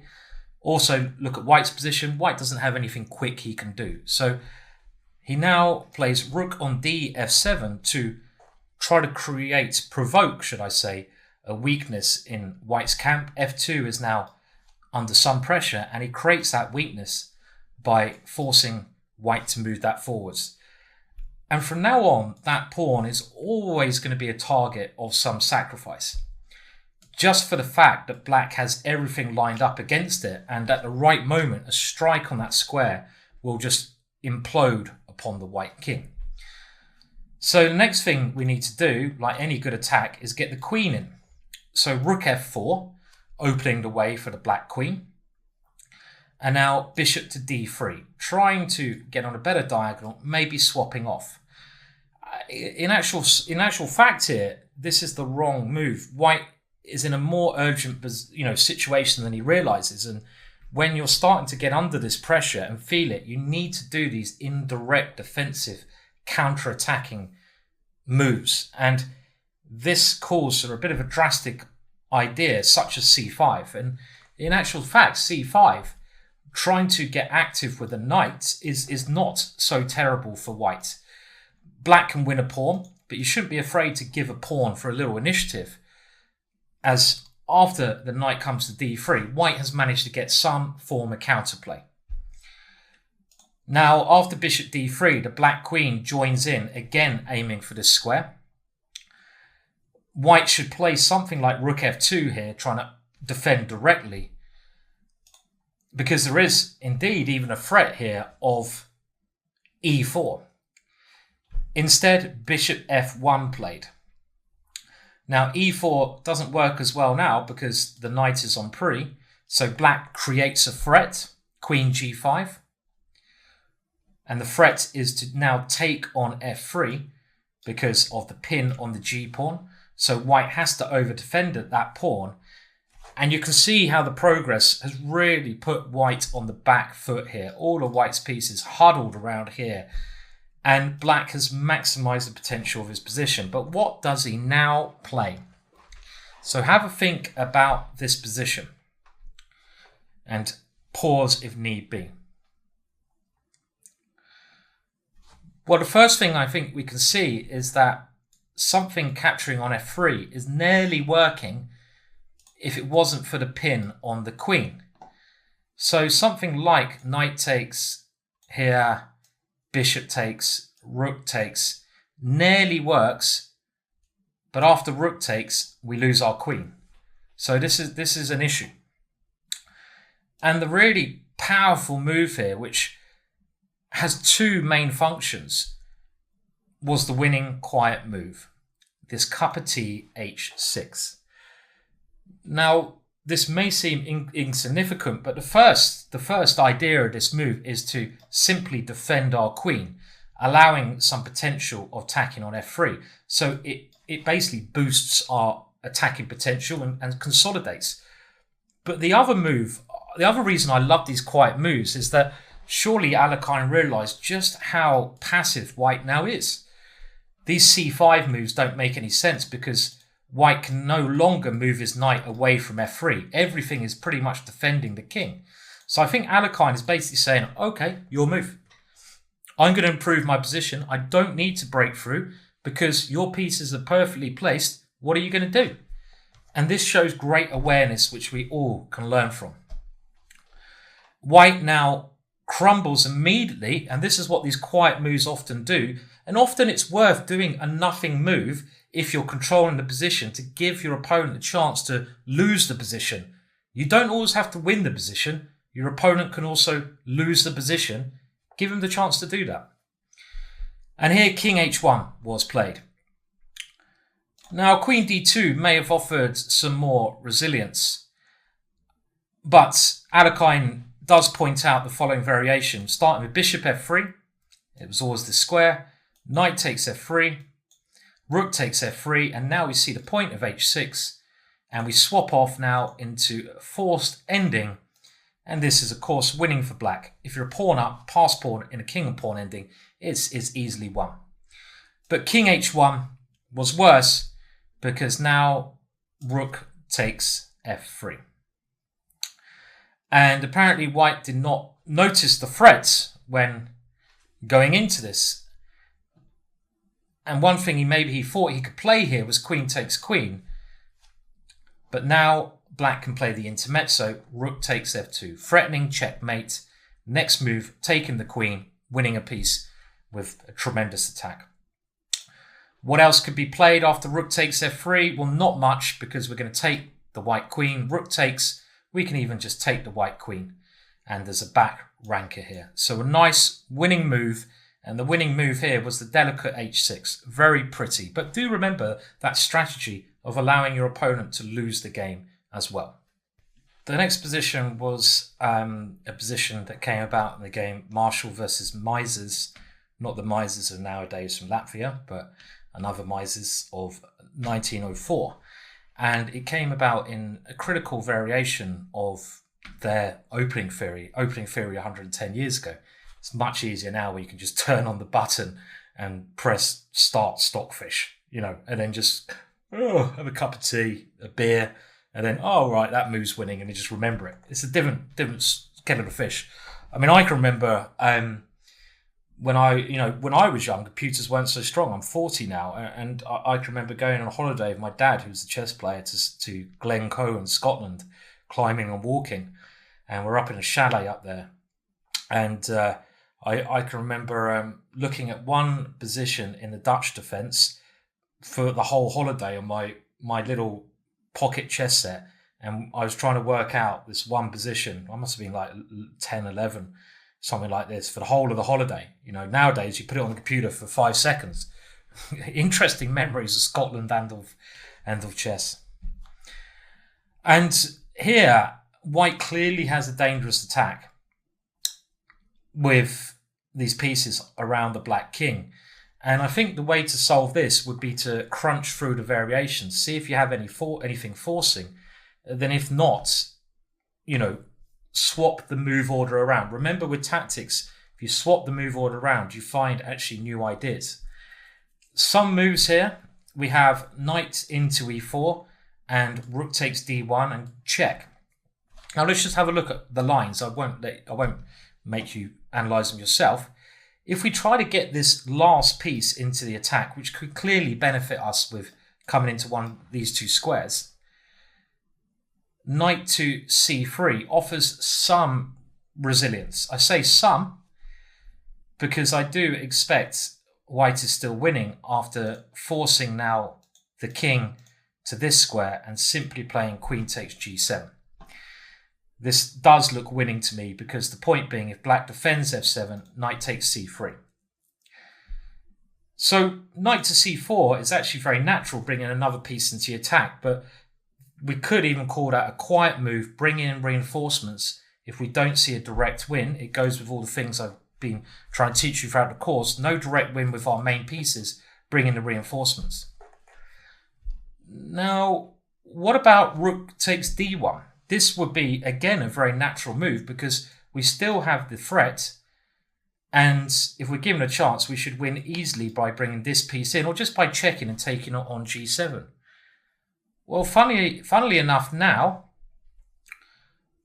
rook to d8 gives black some defensive possibilities because of some ideas in the back rank. For example, we should probably check here. And if we keep checking and now take on this square, black has the capture. Queen takes d1. And here, black is surviving. You know, you can even try running your king now. It's certainly a mess. This is a complete mess now. So, very clever idea. If you see this idea, rook takes d1 and rook d8, is to swap that move order around. And by going queen h7 first, queen h8, and playing the most forcing idea, you should probably be looking at this idea first because it forces this position, forces the idea of checkmate, forces rook f8, the only defensive move. By going into this and now playing the quietish move, rook takes d1, black is completely helpless because we take away the possibility of rook to d8. That move is no longer possible, and we can now, well, all of our pieces attacking on the dark squares. Bishop d7 would fail to check, and knight coming into d6 with mate. And there's nothing that black can attempt to do in this situation to really stop that main idea. Clearly, black is helpless here. If you try taking the knight, then you get back ranked on d8. So black can't afford to take something away from there. So again, it's swapping the move order around and, you know, being careful with your analysis and key moments of the game. Now, just the concept of the attack can mess with your opponent's mind. And, you know, one way to win a game of chess, which we've looked at, I suppose mainly during this course, is the consequence of a direct attack against the enemy's king. But toying with the threat of an attack against the enemy's king can force him into making decisions which leave other areas of the board weak. This is in a similar way that when we want to attack the king directly, we can make a distraction on the queen side, let's say. He moves to the queen side, we come into the king. So it's not always a direct attack that will win, but the result of scaring your opponent, if you like, forcing him to go into overly defensive ways of playing, and then his pieces move to huddle around his king, and then we hit on the other side of the board, as we're going to see here. And this is something that I think weaker players will fall into a lot more. Weaker players get very paranoid about the safety of their king. I mean, I do as well. Maybe I'm just a weaker player. I don't like getting attacked. And when I see my opponent building up towards it, I might overprotect myself. My weakness is probably over indirectly doing something. So I might lash out too early to try and create counterplay. But weaker players will generally be more, willing to play moves like h6, g6 to try and stop their opponent's pieces coming in, when actually these create targets. Now let's look at this position here. And we can see white should have a bit of an advantage. He has the nice center. He has the better bishop. Black's pieces are very cramped.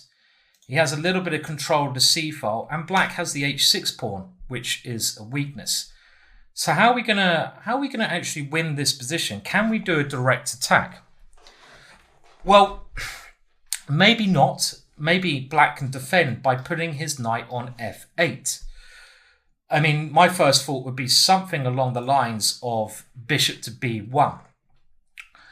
But after rook to e8, and then queen somewhere, let's say queen c2, knight here, it's not clear even coming in with the queen is going to help. Making simplifications will allow our opponent some good defensive chances, I feel.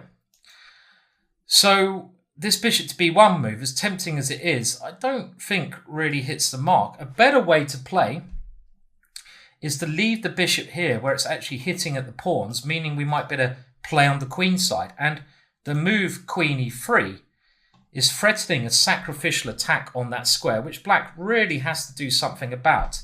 This is a real threat now. For example, if rook to c8, we will take on h6, and I think it's clear to see that the attack is going to be a complete success. So black has to play rook to e8, and now we can concentrate on the other areas because black is defending this attack with knight to f8. He's got enough pieces around, you should calculate that, but we can mix things up by playing rook to c3.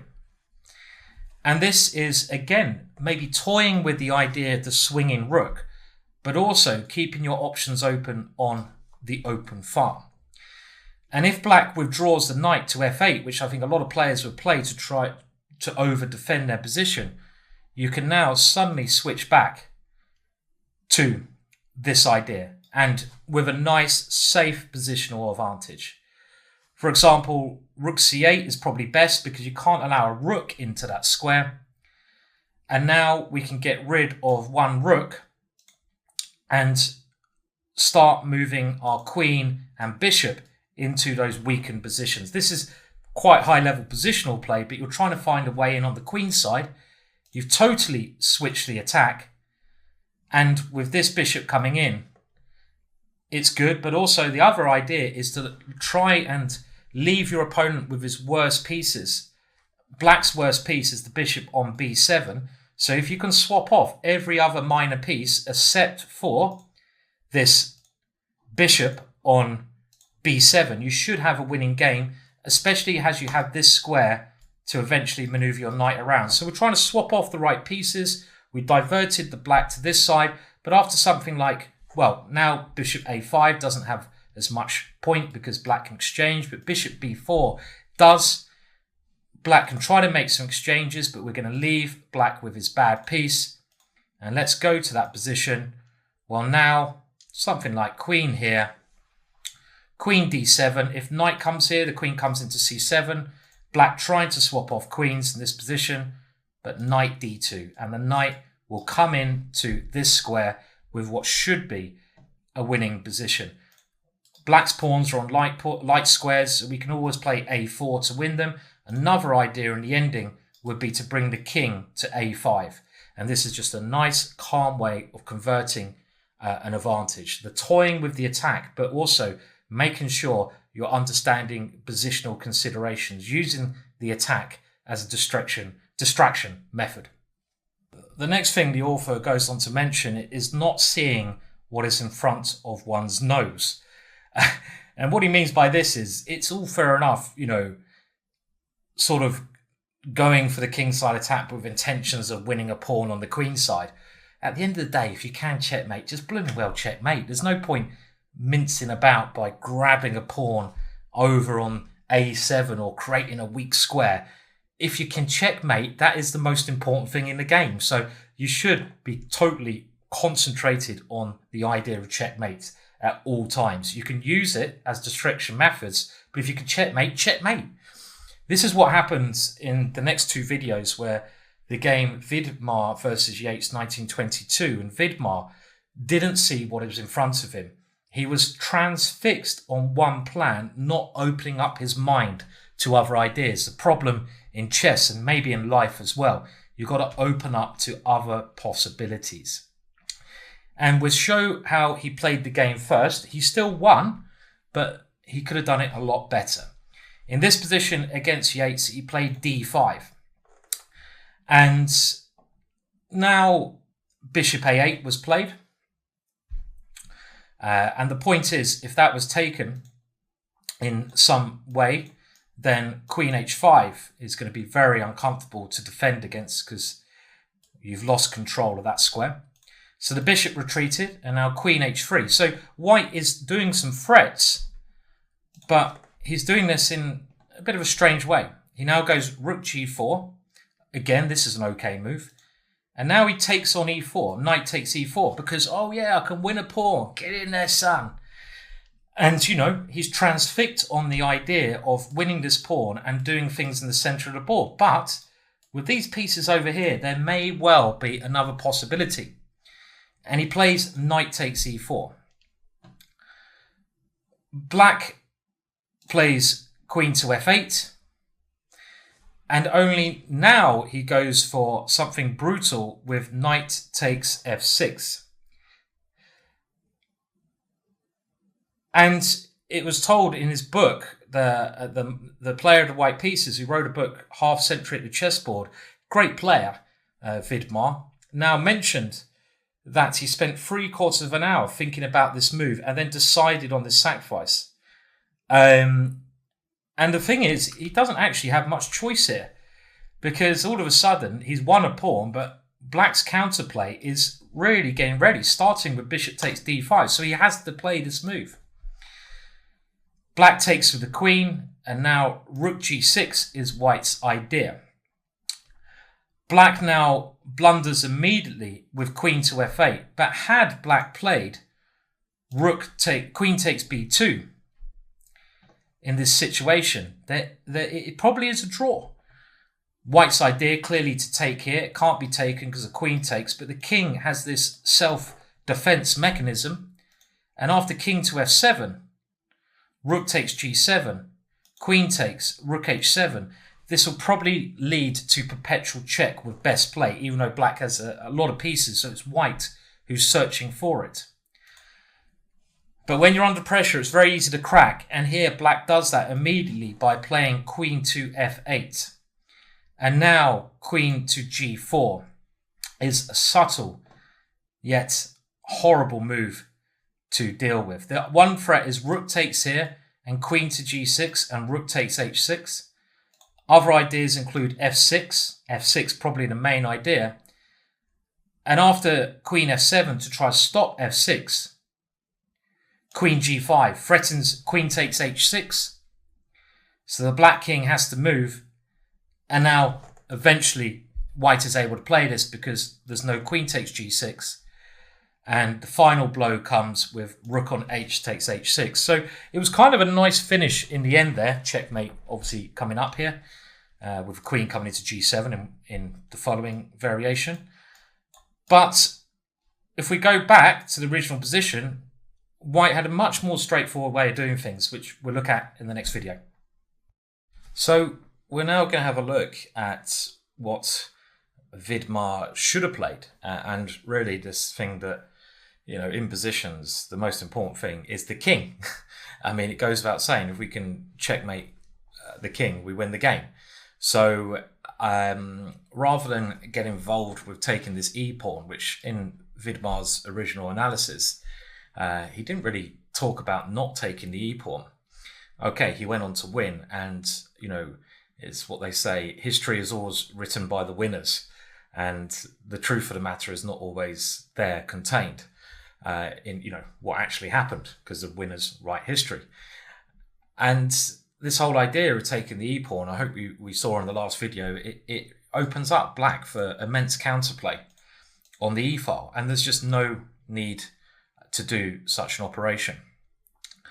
And in fact, White can just go straight for the king, and he should do. And he shouldn't give Black any counterplay. Remember, you always want to avoid giving your opponent counterplay if you have a choice, and grabbing this pawn was totally the wrong idea.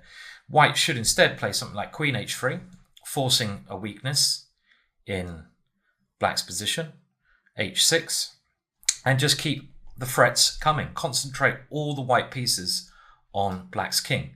So rook fg4, threatening to capture. And now Black is forced to move the king to the h-file. King f8 will run into rook takes h6. And here, just following our basic principles throughout this course, if we can't do anything with our attacking pieces in a position where we are attacking, what do? We bring in the reinforcements. And rather than get involved with taking this poisonous pawn, which gives Black counterplay on diagonals and files, we can just play, hopefully you can see the move, knight to e2. And this knight is simply heading to some fantastic squares whilst Black hasn't got any counterplay, mainly into h5 via g3 or f4, in some cases e6 and g6. And then we will have 4 pieces attacking, and that must be too many. For example, what can Black do? if black tries to get counterplay, let's look at one line with a5, which would be the indirect method of trying to defend. The direct method would be something like rook h8, but this is also going to fail direct method with something like knight f4. Let's say bishop d7, and now maybe knight h5 is the best move. And there's no good way to stop rook takes g7. This is crushing, or some other tactic at the right moment, like knight takes here. But one very nice line is queen d5. I think you'll like this one. Rook takes g7 anyway, and now, oh yeah, we're not just winning the queen, we're winning the king. So this is a very simple way of doing it. And let's say a5, let's just see this in action. Now rook g6, threatening checkmate. Queen f8 is forced, the only way to stop this, by protecting directly h6. And now we just bring the knight in. And this fourth piece will mean that black's position cracks in all variations. Let's say he keeps going with direct play. If I was black, I'd probably do this myself, because the idea behind this is, okay, well, I might get checkmated.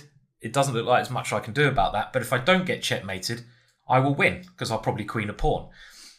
But compared to the play in the actual game, where black had all this play here, it's a lot slower. So white has time to play with power. Knight to h5 is the correct way to do it. And now knight takes f6 is the big threat. So black only has one way to defend. You can't do anything on the queen side anymore. Rook f7. And now we can break through on another square. Can you see it? No surprises, a breakthrough here with so many pieces. You could even say the pawn is attacker. Knight takes g7. Rook takes g7 forced. And now we come through. And there are a couple of ways to win here, but we've always got to try to be as precise as possible. And trying to grab material is not our main concern here. It's trapping that king and stopping the king from coming to the escape hole on f7. So queen h5 is the most precise way of doing this. This is a very nice way to finish it off. And now rook h8 is one major threat, followed by here and mate. Rook takes g6, only way to try and defend. But now we play rook h8 anyway. And after rook, king f7, we actually have rook to h7 check, and it's going to be mate very, very soon. So again, this shows us how the game should have proceeded from the original position and actually the game continuation, rather than taking this pawn unnecessarily, which has not really any point to what white's trying to do, which is a checkmate. It would have been more sensible just to think logically about increasing as much pressure on the king's side as possible, and then bringing the reinforcements around and bring that knight in. And this should have cost, the game continuation should have cost Vidmar at least half a point, because it's not entirely sound. So just remember that. If you do have a chance to checkmate, then do it. Otherwise you'll look pretty stupid, yeah? Okay.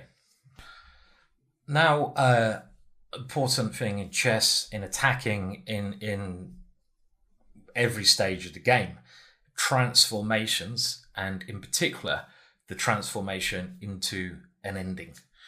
And this could take the form, obviously, in this book, The Art of the Attack, in the form of we are attacking, we're pressurizing our opponent, and we have an opportunity to swap off, transform, transition the position into an ending. Maybe we can't checkmate, but an ending which will benefit us.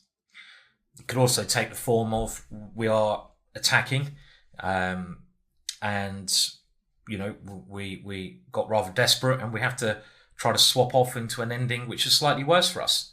That's very painful, but it's sometimes needed to do. I've had to do this where I'm attacking, and this is actually one of the hardest things to do, I find. And I I've sacrificed a piece, and I realise that if I keep attacking, I'm just going to lose very quickly. So I have a choice between that or going into an ending where I'm worse, but I might better hold. And as tempting as keep attacking is, which I've sometimes done, I've gone into the ending and managed to hold a draw, so save half a point. And this is not pleasant to do, because you don't want to be defending from a position of attack, but it's needed sometimes.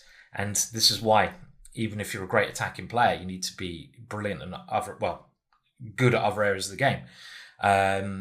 It's surprising that if you look at some of the most famous attacking players, let's take two of the Latvian geniuses, Mikhail Tal and Shirov. If you actually study their games, people just assume they're hackers, tactical players.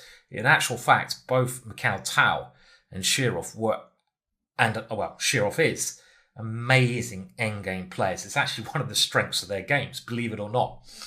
Their endings are phenomenal. It's just that people don't concentrate on that area of the board of their game, but that really helps their attacking play, because often they are able to convert the stages of their game. So they build up an attack, they do an attack, their opponent defends, and they get some advantage that they can take through to the ending and then convert that. Chess is a long, hard process, a long, hard game, and you need to be very aware of all stages and good at them. So here we're looking at Pillsbury versus Maroczy 1900. And in this position, we're taking Pillsbury's side, who has a standard, I'd say, good attacking position, but also controlling both areas of the board. Very promising. Again, the attacking conditions here, pawn on e5. We know this is great to attack the king side, especially when you have a bishop behind it. I mean, if you're thinking of openings that can get you these structures that we've looked at, this is another thing you should be doing. You might want to base your openings around what you've learned in this course. And for a start, I would say like the advanced French, because from move 3, e4, e6, you'll have to pitch this, d4, d5, e5, you get the structure. The advanced Caro-Kann, you get the pawn here. So, you can already try to get the positions that we've covered in this course from the openings if you're clever. Now here, White doesn't quite have any direct ways to attack, because Black has his dark square bishop stopping any Greek gifts or stopping any queens coming over. f5 is premature. And we don't, as we've seen, want to really weaken our position unnecessarily with a move like g4. Because then Black can counterattack with some move of the f-pawn. So rook a5 was played. And this is very clever, because what is White trying to do? Well, White is trying to exchange off that key bishop. That key bishop is a key defender of Black's king. It stops knight g5 and queen h4. So with the idea of going bishop c5, White is combining this play on both sides of the board. And he's also thinking about the ending. And I know from these French defensive positions, again, this is something you'll learn with experience, that generally the dark square bishop, even if it seems bad, is often good, because later on it can often get in and attack the opponent's dark squares. But it's well known the light square bishop is bad because it's stuck behind these pawns. Its only chance is to come over to b5. But the other idea that White's trying to do is quite Karpovian, you could say, or Magnusonian. He's also, as well as trying to attack, happy to exchange off pieces as long as he keeps his good knight versus bad bishop. And the good knight in an ending can sit on this lovely square on d4 and control that bishop. And that's a standard endgame where it's much better for the knight. So we've got to bear in mind, we don't have to always checkmate here. We can go for the ending. So Black plays f5, and this is again one of those reactions where Black sees White's idea. He sees the attack and he tries to stop that. And probably a move I would play. I'd be scared of White's attack, so I'd want to close it down. But now he's closing the position more, which is working well for our knight. White simply plays king h1, and this has another idea of playing g4, a very standard idea against f5. There's no rush. Now, rook on c to e8 was played. Another little tactical idea behind king h1, which is very well hidden, is rook to c5 in some positions, which is quite unbelievable. And then if queen takes bishop, rook takes c8. And if bishop takes, we go bishop takes here, and we can start an attack, which is an interesting idea. So rook on c e8 gives that queen the square. And now bishop c5. So we're now reverting to the more positional idea because we've made black play this weakening move. Queen c7, and white swaps off the bishops, which is generally a good trade because now his dark squares become much more under white's control. And here, what should white play? And white plays g4. Now, the author is very pro all of these moves that white is actually doing. The Chessable researchers with the computer are not so optimistic, and they actually think white might have thrown away the advantage by doing this. And again, that's according to the computer. But I think from a human state of affairs, we can see that it's quite logical play, and this is a very aggressive move. And the reason that Vladimir Vukovic says that it works, let me just use his words now. In this position, white has no need to fear the ending. If his opponent's dark square bishop was still on the board, this move would be risky. And I think his point is g4 becomes a lot less risky now the dark square bishops are being exchanged, because black will find it tough to get counterplay against f4. And with that bishop, maybe it could have come round somewhere to create some kind of counterplay. And I think the point is white's trying to exchange to keep a simple attack. Now, if this pawn is taken, then bishop h7 is looking very scary with these two guys coming in. So black plays knight to c6 first, at least gaining the tempo. And now after the rook retreats, he really has to take this one. If white's able to take on f5, you split these pawns up and they all become weak. Positionally, white can, play simple chess then. So you have to go for this one. And bishop h7 is not as strong now because the knight's defended, but queen h4 is white's idea. We can't allow it to come in there. So taking would lead to mate. So we have to block it. And now queen takes g4. And this is a very important moment for black. What would you play in black's position here? Let's see if you've got to grips with some of the defensive concepts we've been mentioning. I would always say that direct defense should be avoided if you have a chance to do indirect defense, create counterplay on other sides of the board. In this position, black played rook g7, directly defending. But he should have played a very interesting move now, d4. Don't be afraid to sacrifice a pawn, especially when you're under pressure, because it's really unpleasant to the attacker, white, to suddenly have to defend. And this move would actually have given black plenty of play. The point is, in a lot of cases, this bishop suddenly comes to life. And I do feel that black's counterplay is really quite decent here. Let's say you try to grab this pawn. Well, what colour would I rather be after bishop c6 check? And maybe even queen d7. Suddenly, black gets this counterplay. And I think I like black now.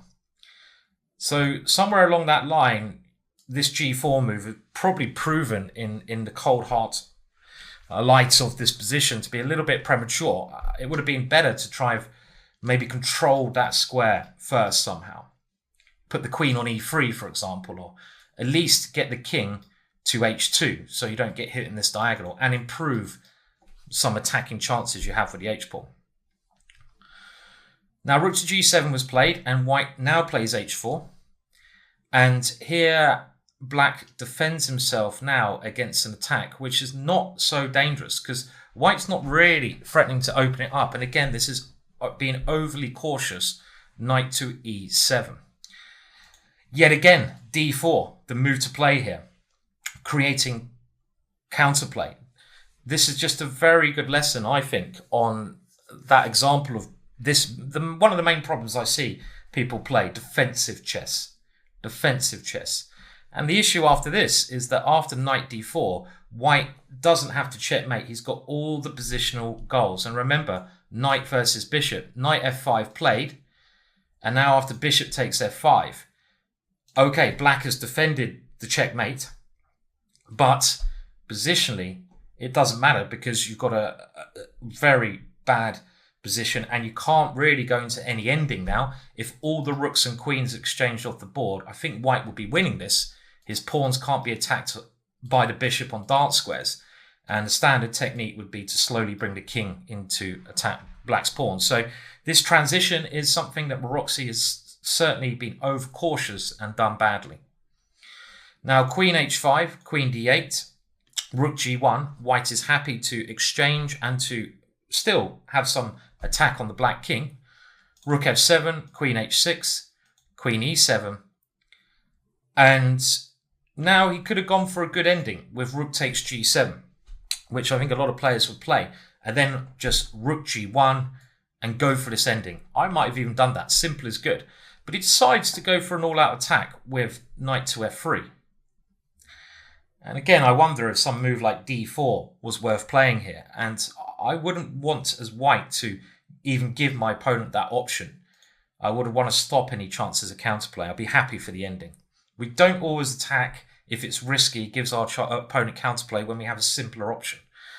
After king h8, king h2, rook f8, h5, it's still quite bad. You can see white's for black. The king's got out the way. Pillsbury intends to establish his knight on the g5 square. So he gives up ideas of endings. Knight h4 is another way of playing. And he could have also played rook g5 first, which would have stopped black's next move. Okay, let's have a look. Rook g4 is a good try to do something. Knight g5, and you can see the way Pillsbury is doing this is very risky. And again, I think modern day chess, this was played 120 years ago, would not approve of this way of playing because Pillsbury is going all in for the attack. And now it does seem in the olden days, players couldn't defend half as well as they can now. Nowadays, this would be frowned upon because the computer would show some defense. And rather than annotators saying, oh, brilliant attack, nowadays people would say, well, this is far too risky way to play. And I know we all want to play in a nice romantic style, but if we want to really get to the highest rating we can, we should pick the safer option. Okay, but saying that, he now comes in and he does win the exchange. And this is his idea, but it just allows this little bit of counterplay. And I, for one, as white, would have wanted the ending rather than this. King g3, queen e2, and you've got to play king h4. You're dicing a little bit here with depth. Rook c8, threatening to c4. Rook on a e1, queen takes b2, king h3. And I think it's clear to see this has been a risky operation. Maybe white's better, but that's not the point. You're taking risks when you don't need to. Rook takes c3, rook g3, rook c2, rook h1. And the one thing in white's favour is the fact that black's king is very exposed. And now black goes again to the one big mistake Maroczy is playing this game, far too passive. And you should always look for active defense. Now he goes the wrong way, rook to c8. In actual fact, the white king is in some trouble. And black is doing the attacking at the moment. He has no threats. So what should we do? We look at our pieces that are attacking. Can we improve them? Not so much. So then what do? We bring in the reinforcements. And had he played bishop to b5, all of a sudden, it's very unclear what the result should be. For example, if white plays queen h6, which black tried to, prepare himself against, we have the tactic bishop to f1 check. And it's really really unclear here. White has to move the king up the board. Anything happen? Rook c8, far too passive. And now queen h6. is too much here. And I'm going to let you work out for yourselves what Pillsbury was planning. It's very nice. If black plays the only move that stops those queen checks, queen takes e5, what was Pillsbury planning in this position? Very nice. I can see why this game got all, the applause, but what was he planning now? And in actual fact, white is completely winning after the next move. This is a lovely way to win. He was planning queen takes h7. How many times? I don't think I've ever done this in my life. It's one thing. You have your tick list. What's it called? Your things to do before you die. One of the things I want to do before I die is checkmate by moving my king. Oh, I'd love to do that. I don't think I've ever done it. But here, Pillsbury gets that tick box. Jealousy from me. He checkmates by moving his king. The only way to do that is obviously for a discovered check. But he gets it in.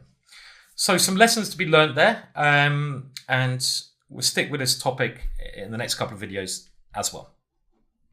This example is a bit simpler to follow in the pure sense of using tactics, using the attack to gain a big advantage, which you hopefully will be able to convert in the ending. 1922, and we got Bogo, the impronounceable, versus someone else who I'm going to struggle to pronounce, so I apologize, Prezi Peruka. We called him Prezi.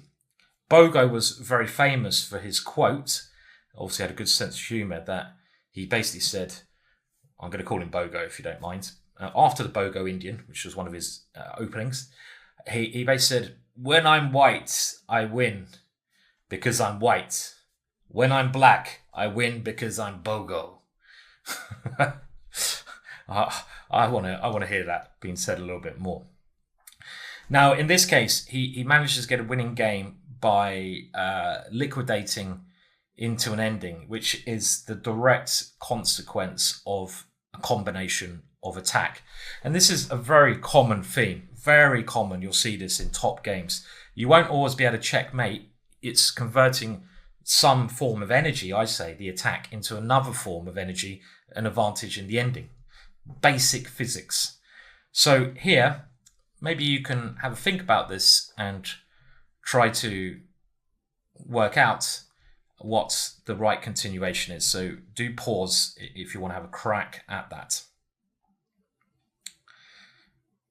Well, the winning combination and the defense is pretty forced. So hopefully you saw all the way into the ending even, which is quite a long line, but it's forced, so you're very likely to get there, is rook takes h5.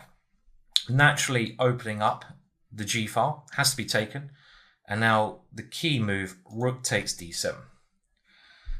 And this is the key move because the knight was a key defensive piece, mainly guarding f6, but e5. Rook takes c3 is now forced. It was quite easy to work out that queen to d7 will allow check, check, and here bishop takes e5. There's no way we can stop the queen coming in. We got a spite check, but so what? We can even take that spite away. So black has to get rid of our bishop. And now knight takes c3, queen takes d7. And the reason this tactic is nice is because it keeps going a little bit.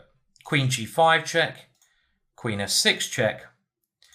And here, the key move, rather than taking a draw. And let's remember, if you see a draw, it's always okay to go down that line, I would say, because you can think again.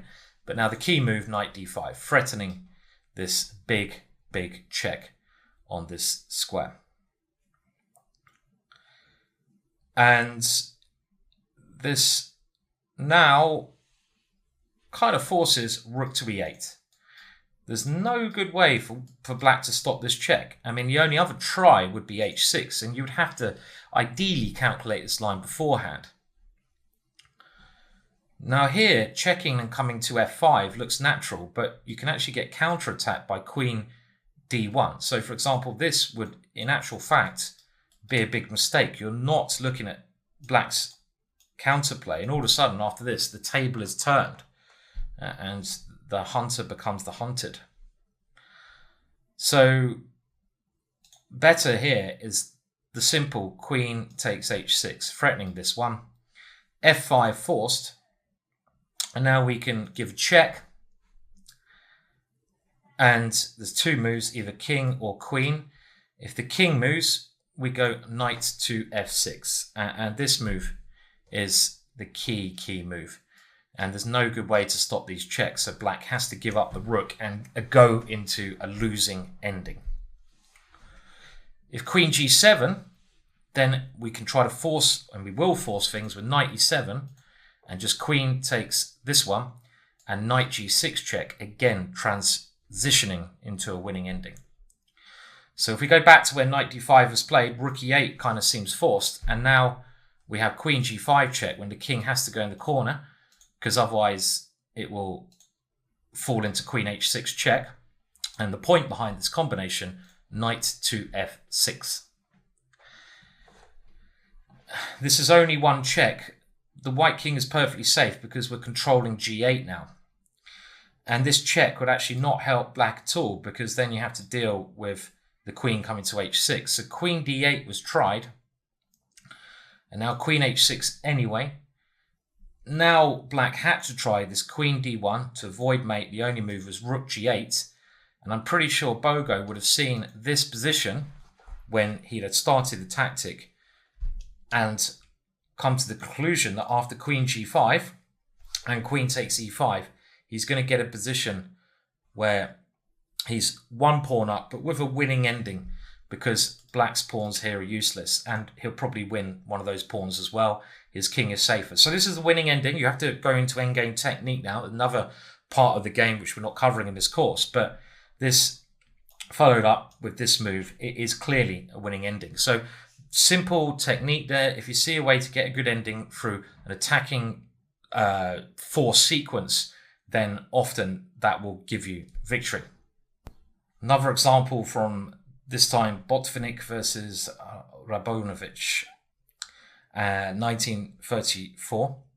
And one thing I sort of found with the games of the top players is they prefer attacking always in a safe manner if they can. And this, maybe Tao was the only world champion, at least, that this might not have totally agreed with. He was happy to have a crack, whatever the conditions, hence why I love him. But it's not, he was a special case. We can't be Taos. I think one of the best compliments I got, I was called a poor man's Tao.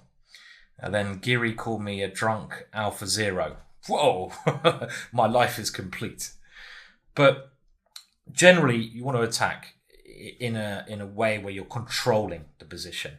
The attack then is really a natural continuation of you gaining some positional advantage. And Botvinnik was a master at this. He rarely wanted to risk an outrageous attack. We saw him using that pawn thing a while back, but even then it wasn't that outrageous. And here we see Botvinnik, first of all, using a regular pattern and then transitioning into a good ending late middle game position. So he has these bishops pointing towards the opponent's king, and he figures out that, okay, there's a pressure against g2, but it's my move, and with my bishops, knight and queen sort of facing the king, I should be able to start an attack. Maybe we haven't seen this first move so often, but it's a very common idea. Moving the knight to g4 to eliminate that key defender. We've seen that's a key defender. It's the only real defender around the king. We're opening up the bishop, and very dangerous move, which basically forces knight takes g4. And after queen takes, we can already see this mini operations work well. We're defending, but also attacking. Surprisingly enough, it was being found again by the hard workers, the Chessable team, Chessable Posse, like that the move playing the game is not correct. This is bad. And actually, after e5, black's position is not so bad. In actual fact, it might even be equal, funnily enough, because if you ever try g3, there's bishop f3s. But, this is often the case in chess. You play the best moves you can. You might not get an advantage. And if that happens, it will often be a draw. But a lot of the time your opponent will do something wrong, and then you'll win. Common sense, isn't it? So bishop h6 was played, and now a nice move. And, well, in actual fact, Botvinnik sometimes didn't follow through his attacks as aggressively as can, but the next move is a nice move, and it's quite a positional move. Bishop f6. We are trying, in some respects, just to control the d file, and we're stopping ideas like f5. So we're really, putting this bishop on a much better square. Our queen cannot be kicked away by f5, and it can't be moved. So we got this nice diagonal. And now rook d7 played. Now, if rook takes d3 and bishop e4 is tried, white has rook g3. And you can't take here because the bishop takes g7. So white remains the material piece ahead. Now after rook d7, Botvinnik goes into an ending which is safe for him. And I understand why he did this. I've done this many times. I've actually not picked the most energetic move, but gone for quite often a move which I know is second best, in the understanding that it's simple, it will give me an advantage, and I'm being a bit lazy, which is actually not good. But here he goes to bishop f1. So he's done this little attack, but now he's trying to transition into a better ending because of his control, or even better position, control of the d file. The funny thing is, he could have actually played bishop h7, and this should have been analysed. Rook takes d7, and here, well, queen takes e6, and it's quite surprising that he didn't do this. He was scared of giving up the rook for the two bishops, but with the attack storming here, it's easy to see that white is doing very well in this position. With a rook coming to e1 next, he's controlling the open files. So yeah, this was a slight mistake. But bishop f1, understandable. Queen c8, trying to control that file, but it's not going to work because of rook d1. And now after queen c7, Botvinnik has achieved positional dominance. So it's not necessarily ending this one, but it's more about getting positional dominance.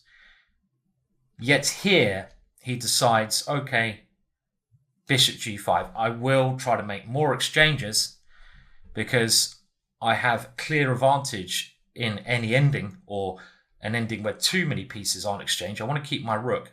And the clear advantage is black's weak c-pawn and my control of the d-file. I don't have any weaknesses, so I'm happy now to transition. And after queen takes g5, h6,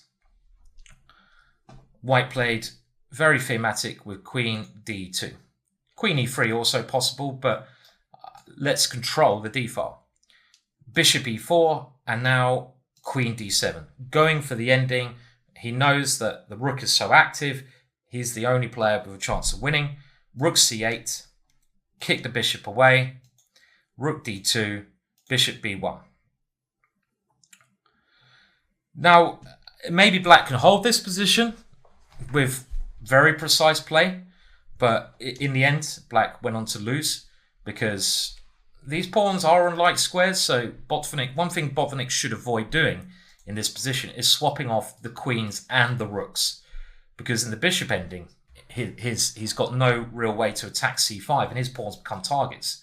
So you've always got to think when transitioning to any ending, what pieces you want to exchange due to your structure, and what pieces you should keep on the board. In this position, I would be happy to exchange queens. Let's say I do that. But I'd be very cautious about allowing black to bring the king and swap rooks off. So I'd really want to find a way to stop that maneuver here somehow. So it's still a long way from winning, but you've got to just realize what you want in the ending and evaluate it carefully. Make sure you are better if you're going to force that sequence of events. Well, we come to the last example of this chapter, and a really nice example, and this again beautifully picked by Vladimir in this beautifully written his beautifully written book, The Art of Attack, which of course is obviously based on. So all praise to Vladimir to making my presenting job so easy and, nice to do. I'm learning as I go. And the technique here reminds me, it's quite high level. Again, it's the last example we're going to look at of preparing to transition into the ending. This is actually preparing the transition. So far, we've looked at ways that one side has transitioned directly into the ending, but this is preparing that stage. And the reason I like this is because I've seen this being used so often by top players I've sat around in tournaments. So I learnt this myself. Even the game sitting next to Keith Arkle, Grandmaster, Mark Hebden in weekend competitions in England. I learnt a lot by looking at their games, and I saw them a lot of the time getting an attack, but then not rushing that attack, improving their position in the way that they can make sure their opponent had no counterplay. And when they've improved it to maximum, doing some little forced sequence to transition into a winning ending or late middle game. And this is exactly what we do here with white. Now it's white to play, and the position may look very simple for white. Okay, white's the exchange down, but we have options of putting something on h7. I mean, have a go at this yourself. The winning move, one of the hardest, I feel, in this maybe even the course. But the way you can come to finding the right idea is by, first of all, going through the moves one by one. Does bishop h7 work? Does knight h7 work? If they don't work, is there any way I can improve my position to make them work in a better way? And if I can do something to improve my position, does my opponent, do I have time to do that? Remember that old concept of time. And, can my opponent get counterplay? If he can't, then let's do it. So we're going to go through those processes now. I suggest, again, you try to do this yourself to get the maximum out of this. But let's start with bishop h7, which is the most forcing. It's a check, so I would calculate that. Now, after this move, king h8, it's not entirely clear how we continue. The idea would be to take on f7, and this is an idea which gives us some chances, and it forces the issue. But let's have a look at that position. And before we play bishop h7, we'd have to assess, obviously, the position that arises by force after this check. King g8, bishop takes f7 check. And this is a very forced sequence where, yes, we do win the queen. How to assess this? Well, it is better for white because you've got the extra queen, but is it winnable? I'm not sure it is. For a start, we have no checks. And when black posts his rook on d7, imagine that, when you've got minor pieces against the queen, the way to play with your minor pieces is try to defend them with each other, keep them close, keep them coordinated, don't separate them as much as you can. And if you can picture a position just where this rook here moves to d7, I'm not sure if white can win that position. It's a blockade. Black has no weaknesses. b7 is blocked, so the king can't get in anywhere. You can't get past that rook. The king would have to try come this way and come here, but that's not so simple. And as soon as the white king comes to one of these squares, we just put our rook on e7, keeping it x-rayed. There's no pawn breaks of white that are really any good. So white has some chances to play on. But I don't know if this is a win. So you could play this worst case scenario, but you might only end up getting a draw. So before playing that sequence, you should therefore think in this position, okay, let's have a look at the other options, because that was maybe not winning. And the next option would be knight to h7. And this is also very dangerous for black. Black only has one defensive move here, and you clearly can't take this because it's checkmate. Black has to play knight to e4. And now, well, you have to really take this one before black can get any more defensive moves in, and play knight to f6 check. And now queen takes f6. Surely this is winning, yeah? Well, after e3, is it surely winning? I'm not so sure again. Because any checks, the king just comes to f8 and comes backwards and forwards. The black king, oscillates between these two squares. And the only way to stop the pawn is to bring the queen to e1. You can't stop the pawn any other way. And once you do this maneuver, well, black can just play king f8. And again, maybe black plays rook here to guard the pawn and just waits. Is there any way white can win this? Let's think logically. If white comes around with the king to this square, he might be able to win if he gets his king to e1. The only way he's going to get his king to e1 is if he can move his queen. The only way white's going to move his queen is if I put my king on a bad square on the h file where it can be checked, or on e7. As black, I'm not going to do that. So you'll never be able to move your queen ever. So the only way white can try to win is maybe going queen takes e2, but white could lose that one because black has the outside passed pawn, and this is talk about endgame knowledge. So black has the winning chances. I don't see any way that this can be won. In actual fact, if you're not careful, black will just push this pawn to f2, and you could lose. If you get too optimistic, if your king starts going the wrong way, I will do that. So this is really unclear. Again, I'm not sure it's a win. So if we go back to original position, what do we therefore play? Well, the next thing we should consider is, can we improve our position? Does black have any plans that are going to annoy us? Does he have time to do something that will improve his position? So we should look at black's ideas. Well, if he ever moves his queen away from f7, he will lose, because then we can go check, check, bishop takes f7, checkmate.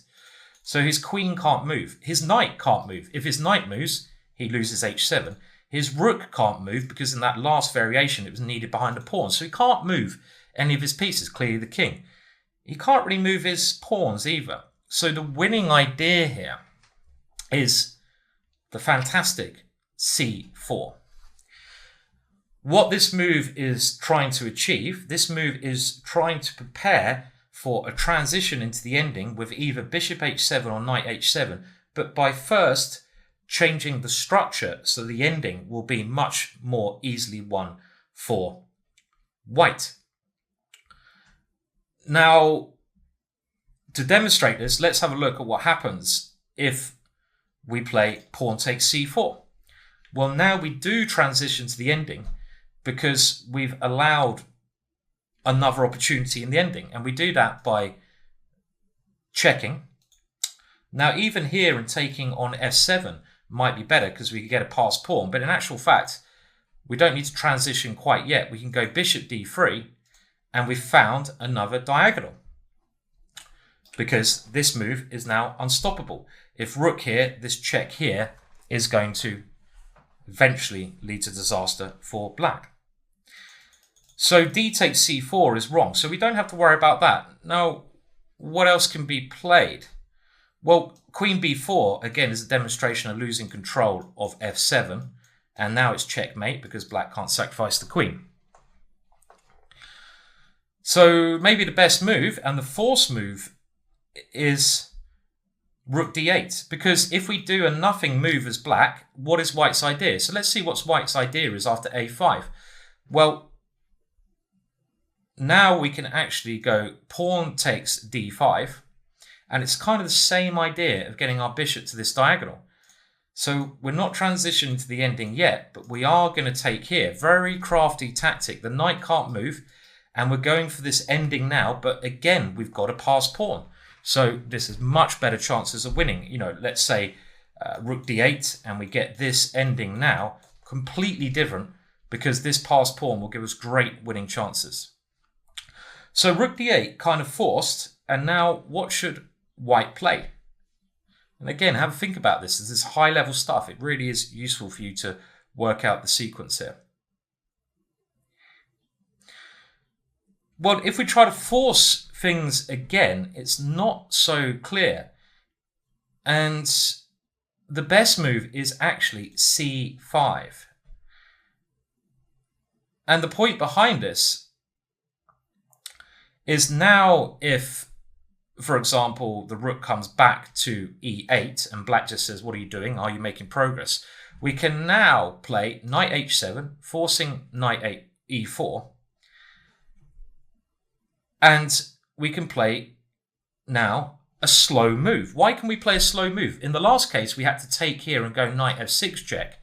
Because if you remember, I pointed out black had the defensive idea in these positions of queen d6. Very subtle, beautiful example this. Study-like. But in this position, we have time and we can play brilliantly, as Vladimir Vukovic says, king c1. And black is left without the possibility of queen d6. c5 has worked beautifully well. And the idea in this position is to transition at the right moment to the ending. And in actual fact, not just that, but black is in Zugzwang. He doesn't have any moves. It's astonishing. Because if the rook moves away from the file, then we can take easily, go here, check, and e3 is just pointless because the rook is not behind the pawn. So black is not just in some trouble because the king can get in front of the passed e-pawn, but black is further in trouble because he's in Zugzwang. He can't do anything. It's beautiful. If he tries f6, the maybe only way he can try something, then we just go bishop takes e4. If you take with the queen, obviously this wins the queen, so d takes. And now we have queen g6 check. You can't block, or well, maybe, blocking with the queen allows knight f6 and queen e8. So you have to go king h8. And now we just go knight takes this move. And this combination is called the Arabian checkmate, where you're threatening a check on the h-file, mainly in this position h6. And this is converting to a winning position. Astonishing. So let's go back to where c5 is played. Now, rook e8 doesn't work. Rook a8 is another defensive try. And here, if we try the same thing as before, let me just have a look at this. It's not given in the notes, but I want to check it. If we go here now, how is this working out? Well, after this move, is this still winning? It still looks like it might be winning, knight h7 in this position. I don't see how black can defend this one. Maybe he can go knight e8 now. Maybe that's black's idea. He doesn't have to come forwards, and black is holding on here. Okay, so what we got to do now is we got to think, okay, well, hang on a minute. This position. Okay, can I go bishop check? Well, you can think about this. And again, this line looks forced. But even here, with queen takes this square going into this ending, white doesn't have any checks, meaning black has time to get the rook to d7. So even here, I think it's a draw. That rook comes to d7's blockade. So the beautiful winning idea, can you see it here? If you have time to improve your position, you should do. If your opponent can't do anything. King a3. Fantastic. The king is heading to b6 in some lines. Also going for Zugzwang. Now, if black moves one of his pawns, any conversion into the ending we just saw is going to be easily winning, because if you move the b pawn, these two pawns become real targets. So let's just have a look at this ending again. Well, now it's completely different because c6 should drop. Black can't blockade enough here. Much better winning chances. Let's say queen f4 trying to come in. And if you go rook c8, now the king comes in. I don't think black can hold this position. Not at all. Really incredible. So after this move, rook b8 waiting might seem best. And let's now move the king a4. And now rook to a8 waiting. And if you try to come forwards too much, then you'll get checked away. But you do have another useful move, c4. And after rook b8, waiting, we've seen that black can't do anything. We take on d5. Black's knight must remain there to cover h7. And now, after this move, we are playing for Zugzwang. It's really, really quite a tough puzzle, this one. And we can now go king to a3. And we're just seeing what black's going to do, because the point in this position is we kind of want to play now check here, and taking here, like we've seen in the other lines. But our king is in a bad square because black can fight on with queen d7 check, and this position may well be very good for him. So by playing king a3, we that's our main threat now if he doesn't do anything. So he has to go rook d8 to defend this square. And now we can transition at last into this ending because of this amazing, not knight takes queen move, but this amazing queen h8 idea, Petrosian versus Spassky idea. I mean, even if you went to this position, you have some better chances of winning because you can play for c6. You have a pawn break that might be able to win this pawn and this pawn later in the queen ending, so you made progress. But this queen h8 move now works fantastically. Beautiful study. And the point is, after we take on d8, we haven't won the queen this time, but we've got knight takes b7 coming with a simply winning ending with our king supporting and the c-pawn coming. Now this is a difficult, tricky study to end this chapter with, one of the most difficult things we've looked at so far. Look at this a couple of times, maybe look at the notes so you can really understand the real subtleties behind it. But again, this is for me one of the most impressive segments of the course, and it relates to that high level chess I've used grandmasters playing in games to get the advantage over IMs. This kind of way of thinking is GM over IM level from the experience I've seen. End of chapter. We're now moving on to the last one in this course.